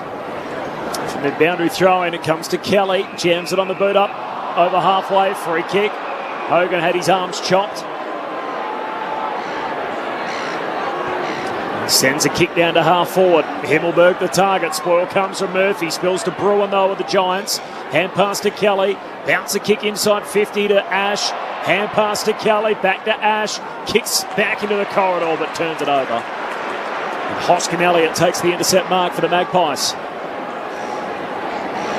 Well, Seagulls all of a sudden out there, Corby. What's happened? Why does that happen? It feels like that happens all the time. Time on last quarter, Seagulls make their way in. Those fake Eagles stop working after three-quarter time. I think that must be it. As the Pies work it down the wing. Long kick from Maynard. No mark for Henry, but keeps his feet. Tackled by Davis. Whitfield ushers the ball out to Ware. So hurried kick to half forward. And Hogan's going to take a juggled mark. Ends up completing that almost on the wing. Pies by 22 and now 50. So Adams overstepping the mark, and Jesse Hogan's going to be marched.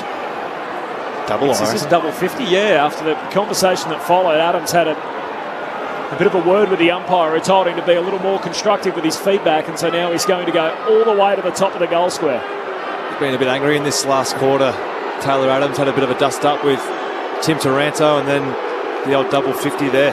No one stands the mark. Hogan bangs through his fourth, and Collingwood's lead cut to 16. Just under 5 minutes on the game clock. The Giants with a big final term. They've kicked 6 goals to 2 in the quarter. GWS 11-5, Collingwood 11-21. They lead it by 16 behinds. 25 played in the last.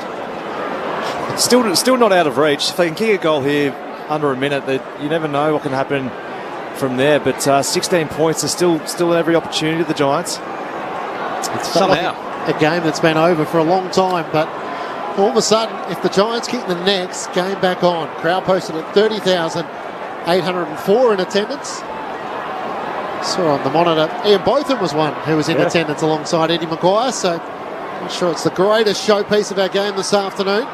Canelio trying to bust his way clear, tackled by Pendlebury, toe poke to half forward for Collingwood, picked up though by Ware, gets it to Tom Green, straight down the middle. Collingwood have the numbers, Darcy Moore spoils it away from Lloyd, Hogan knocked it on to Kelly, kicks towards Toby Green out the back.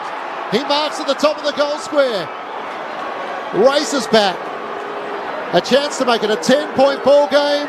He pops it over the top of the goal umpire's hat, and Toby Green has his first goal of the afternoon. It's taken a little while to get going, but all of a sudden, it's inside 2 straight kicks.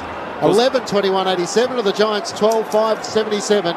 26 minutes gone, final turn. It's a great contest from Jesse Hogan. Moore got a great fist on the ball and was looking like he was going to take a secondary possession to mark it, and Hogan worked his body into Moore and was able to tap it forward to a teammate who Kelly ended up finding Green, and they're within 10 points.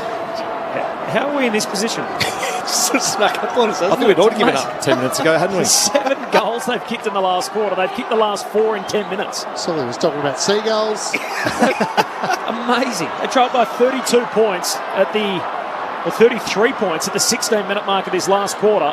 And now it's a 10-point game. Collingwood get a centre break. The centre half forward. No mark, Myercheck. Cameron slides in. Davis at centre half back for the Giants. Hand pass to Cumming, high up and under, hits Pendlebury on the back of the bont, spills to Himmelberg, he kicks into the front half, heavy collision, Riccardi collides with Murphy, but the Pies win the footy through Howe, kicks out to half forward, Myercheck first one there, spins, hand pass too hot for Cameron, and Davis can clear the defensive 50 for the Giants. Crisp sits underneath it, but Lockie Asher from the side takes the mark. He needs options, as he doesn't really have much around the members' wing, so has to go laterally to Adam Kennedy. He plays on, looks up towards half forward. Toby Green will fly against 2 or 3. In front, Murphy brings it down for Collingwood. Noble over the footy, Kelly tackles him.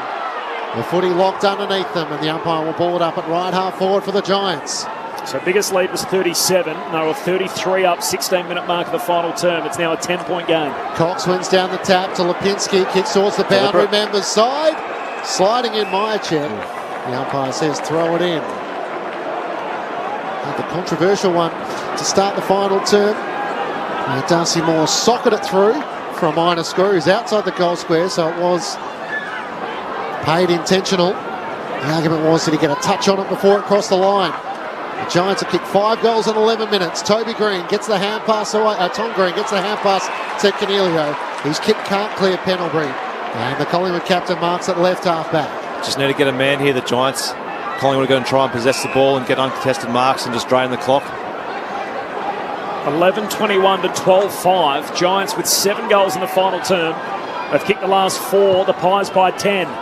Pendlebury short to Noble, long down the line. Cox flew early, spills down to Hoskin. Elliott jams it on the boot, knocked down by Davis. Hand pass to Taranto, he's lost it. Now Lipinski held up in the tackle. And a ball up 70 metres out from the Pies' goal. Collingwood just try and keep it in tight here and get repeat stoppages. Himmelberg grabs it out of the ruck, just kicks it forward 40 metres along the ground. Here's Riccardi, hand pass over his shoulder, straight to Pendlebury. Sweeping Polyfarmer, hand pass away to Crisp. He gives it to Lipinski, looks back inboard. Cox puts his head over it, goes to ground. Pack forms around him. Kelly tries to get it out. There's a free for a push. Giants free. Advantage applied. Canelio off the back flank. He pulls up almost like he was trying to work out whether he wanted the advantage. Switches play. Big ball to be won. Ware can't take the mark. He's impeded though by Josh Dacos.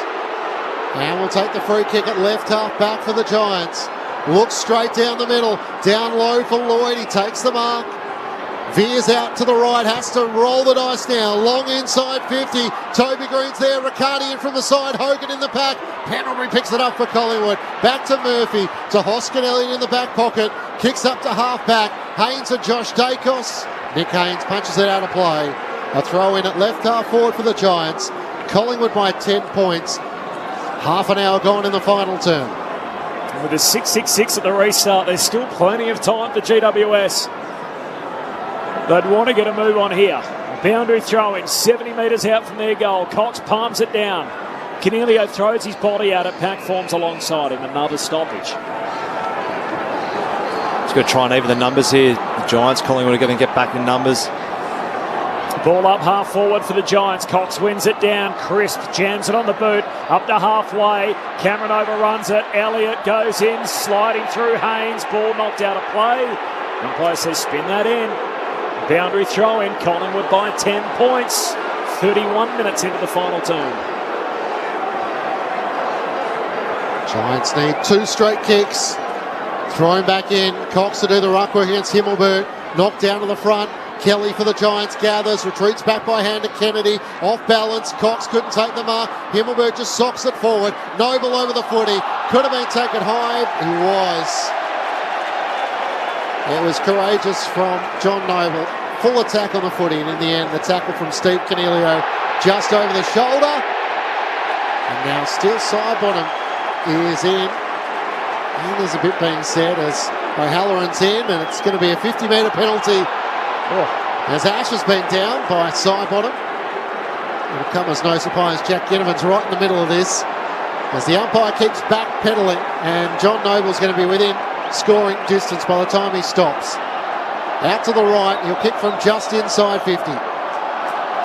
Just kicked the 4 goals throughout his career, John Noble.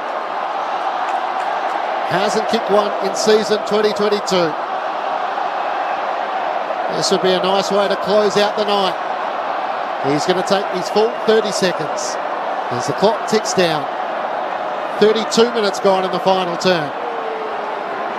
Noble out to the right. Will kick from just outside 50. The defender comes in. He's pushed it across the face. Myercheck on the behind line. It's through for a minor score. And Collingwood lead by 11 points. Straight down the pipe, Murph. Coming on the kick out, straight into the lap of Scott Pendlebury. Takes the intercept mark in front of the centre circles. He looks out wide for Quaynor, who takes the mark, and the Magpies survive the last quarter fight. A mid-season break from hell, but the on-field is going swimmingly. That's 5 in a row for Collingwood. They're a game clear in the top 8.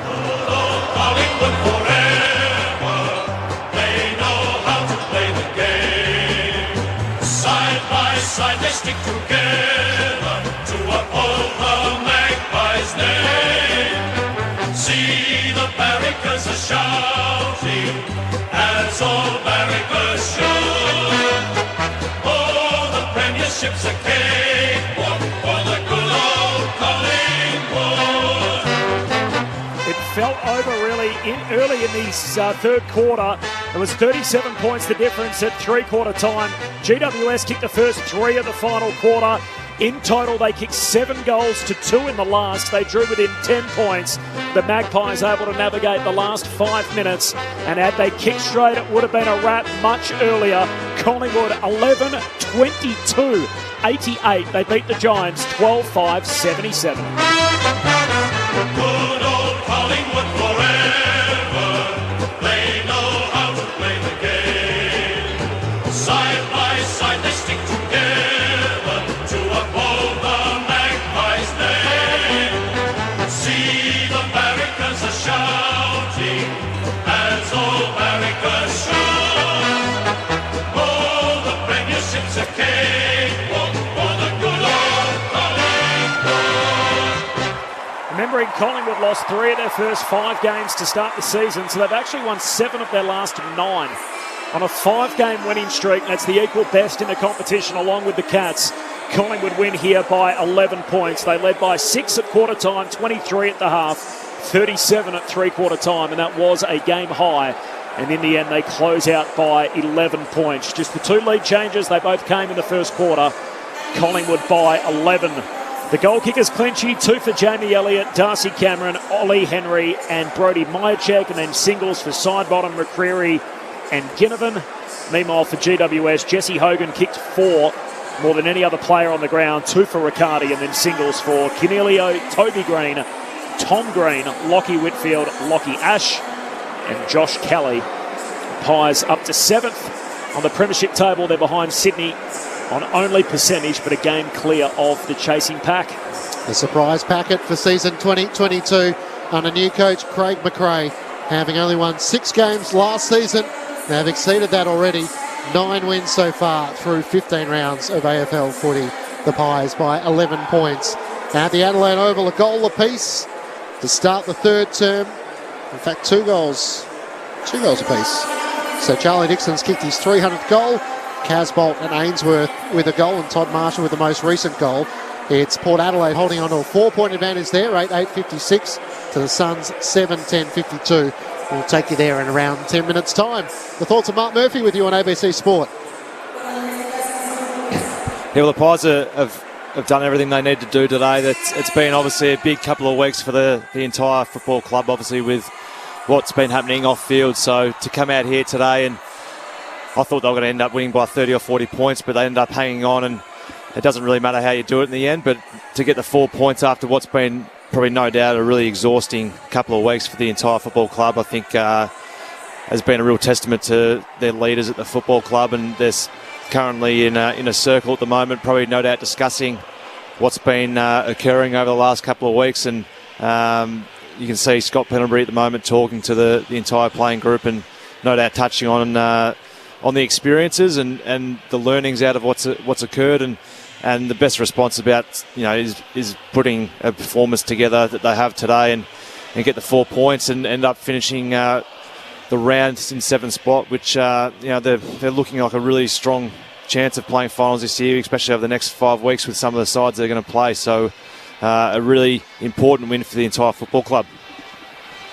So I'm sure a bit of that would be the last quarter. It's funny how the good players just find themselves in the right place at the right time. And as you predicted, GWS are going to go straight down the middle, and there's Scott Pendlebury marking on his chest. And that would be what gives Craig McRae confidence that he's got leaders on field, and at 34 years of age, there's still a role for guys like Scott Pendlebury, especially when the game gets close in the dying stages when it probably shouldn't. Exactly, and you can't underestimate experience and players who, especially a guy like Scott Pendlebury, obviously being a champion of the game, and Every time he gets the ball, there's no doubt the players around him just feel a bit more at ease. His composure, no doubt, rubs off on his teammates. And, yeah, you find the good players always in the right spot, the right times, and going up the guts like the Giants did for most of that last quarter. He found himself in a good spot late in that game.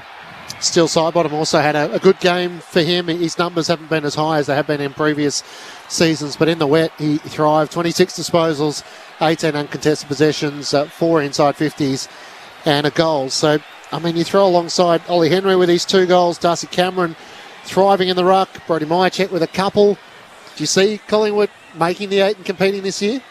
Yeah, well, I just made mention of some of their games to come. They've got Gold Coast, North Melbourne, Adelaide, Essendon and Port Adelaide. So, judging by the way in which they've played over the last 5 weeks, you'd say almost all those you'd jot down as wins, because you played the type of football that they did prior to the bye against Melbourne and beat them quite well, and then to have what's happened over the last couple of weeks and come out here and perform really strongly. It's a real testament to the leadership at that football club and their ability just to focus on the task at hand. And as this, Corby, they just released a media announcement as the full-time siren sounds. Darcy Cameron will remain a Pie. He signed a 3-year extension. Did it while he was playing. That was even better. Yeah, absolutely. How's that for an upswing? So not only the team wins 5 in a row, game clear in the top 8, and the big man's hanging around. So that's good news. I mentioned the winning streak. It's hard to string games together, Murph, in the competition, and I mean the rest of the form lines will tell you that. So the Gold Coast have a 3-game winning streak at the moment. They're a point up midway through the third quarter against the Power. Other than that, these are the 2 best win streaks in the comp. So Geelong on 5, Collingwood on 5, and most of the other teams in the competition are a win or loss here or there, and it's sort of hard to bring 2 or 3 consecutive results together. North Melbourne have obviously lost 12 in a row and Hawthorn 4 in a row, but it's a credit to them either side of the bye now to make it 5 on the bounce. And you mentioned that draw, so their next 5 all against bottom 10 teams until they play Melbourne in round 21. That's the next time they play a top 8 opponent. Well, we don't like to go the early crow, but judging by all those matches they've got coming up, it's, to be 10 straight, they could almost go leading towards a real pointy end of the season. It's a great spot to be in, isn't it? Well, they're a 9-win team, so even conservatively, they win 3 of their next 5 against bottom 10 teams, which you probably 12, think which it gets them to thereabouts. Yeah, it's amazing. Like, I mean, we'd probably think, you said they probably start favouring just about all of them. Say they win 4 of them, they're on 13 wins, and it's pretty hard to keep them out from there. The Magpies winners by 11 points at the MCG, 11-22-88 to the Giants, 12-5-77. Just a thought or two on the Giants. Murph, who started reasonably well with the first 2 goals, but really scrapped for a lot of the match until they came home with a wet sail, kicking 7 goals in the final term. Yeah, they basically didn't get their game going. Other than that, probably the first 15-20 minutes, they looked like they were really good around the ball. They were pressuring quite well. They were taking yardage when they needed to, and they weren't mucking around with the ball, and they looked quite good. They probably didn't make the most of their opportunities in front of goal early in the game. Made mention earlier in the call about Haynes missing a couple of easy opportunities. You don't know what that could have done for them to start off the game, but look, they finished off the game in a really good manner, but they were really poor throughout that second quarter, weren't they? Let's join the Magpies. Here's Jess Webster. A very satisfied playing group just walking into the rooms now. Plenty of applause coming from the family and friends. We've said it multiple times, but it's so great to see the family and friends back into the rooms. Plenty of hugs and smiles as well. A very satisfying win for this football club. They were made to earn it in the end by GWS, but the Pies are back into the 8. Scott Pendlebury, the captain, with his 2 little kids forming the circle. Mason Cox as well. Will Hoskin-Elliott as well with his 2 little children as well in the song. You always love to see that. The gathering now. Let's have a listen to the song.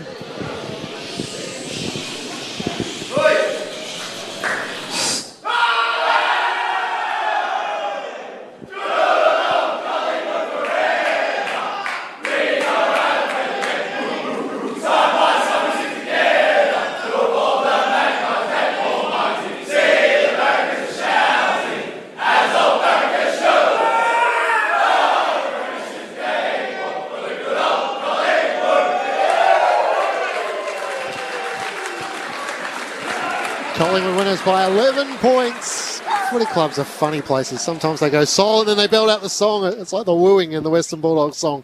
Sometimes you're not really sure what's going on, but they seem to be enjoying themselves, which is the most important part.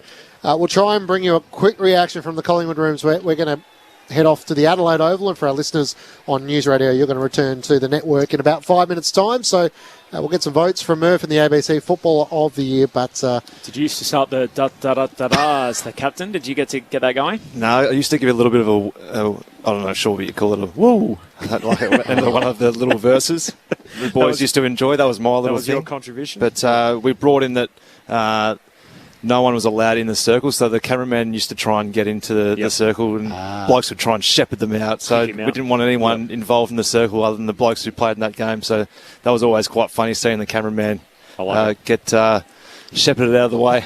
The Suns lead by a point at the Adelaide Oval, 9-10-64 to Port Adelaide, 9-9-63. So we're about to take you there very shortly. Have you given some thought to your votes? Are you happy to fire them off? I have given some thought. Did you realise you were doing the votes? Well, you're doing the votes. I certainly am. I gave one vote to one of the Giants captains, in Stephen Caniglio. I thought he was probably their best for the day, along with Harry Himmelberg as an honorary mention. He had 30 touches, 1 goal, had 4 clearances. I thought he was easily the Giants' best. 2 votes to Steele Sidebottom, 26 disposals, 1 goal, 8 score involvements, and I thought he was probably easily the best player on the ground in the first half. So I thought he was fantastic. But the bloke who's just signed a new deal, I thought Darcy Cameron, kicking 2 goals and having 17 touches and 23 hit-outs, giving his midfielders first opportunity around the ball, was probably best on. 3 votes to Darcy Cameron. Jess Webster in the Collingwood rooms. Thanks, Clinchy. Here with Will Hoskin Elliott. It's a packed rooms. Plenty of family and friends here enjoying that win. GWS made you earn it in the end, but it must be satisfying to get the 4 points and you're back in the 8. Yeah, it's awesome. The way we're playing footy this year, it's amazing to see the style going forward and taking territory, and the crowd is bloody awesome to have them back. The rooms are full, so it's really, really cool. And you sung your song as well with your 2 little kids. I mean, how great is that moment to be able to have family and friends back into the rooms? We've missed it so much. You must have really enjoyed that. Yeah, it's awesome. They haven't been to the footy for a couple of weeks, so it's having me here to get the win, and it's really a family environment now. So yeah, awesome. Love that. Playing some good footy at the moment. We might have time to head upstairs quickly for a couple of questions from our experts, Mark Murphy and Brad Sewell. Will Murph here, mate. Congratulations today. Obviously been a big couple of weeks for the football club. What was Scott Pendlebury saying after the game in the middle of the ground? Was he talking about the experiences of the past couple of weeks and the performance today? He's more just talking around the playing out the 4 quarters. So the last 10 minutes we let them score a few easy goals where we should have put our foot down and finished off strong. And Will, Darcy Cameron signed a new contract extension. Have you been impressed at how quickly he's come along with the responsibility on his shoulders? He's really stepped up. Like he's always been a good ruckman forward, and now he's just taking it to a new level and absolutely loving it. So it's good to watch. And Will, I noticed your record against your old mob. You'd only beaten them once previously in 7 attempts. So nice to beat the old team. Yeah, it is. It's I've actually known about that the whole time. So it's really good to get the win from them. And of course, all the Jordan De Goey circus which has been going on in the background. How much did that, I guess, weigh on the playing group leading into the game today? We spoke about it early in the week and then sort of just put it aside and focus on training and getting right for the game. Is it draining at all as a player, knowing that that's going on in the background? Not really. Like I said, we spoke about it early and then just pushed it aside, so we'll probably address that when Jordy gets back. And we're curious. Well, you had Lee Matthews down at the club. Can you remember too much of what Lethal had to say? He's a very experienced man, and like I was more in awe. They put the stats of his accomplishments, his accolades on the board, and I was just like more in awe of that. So I was sort of concentrating more on that than what he was saying. So it's pretty bloody impressive. Absolutely.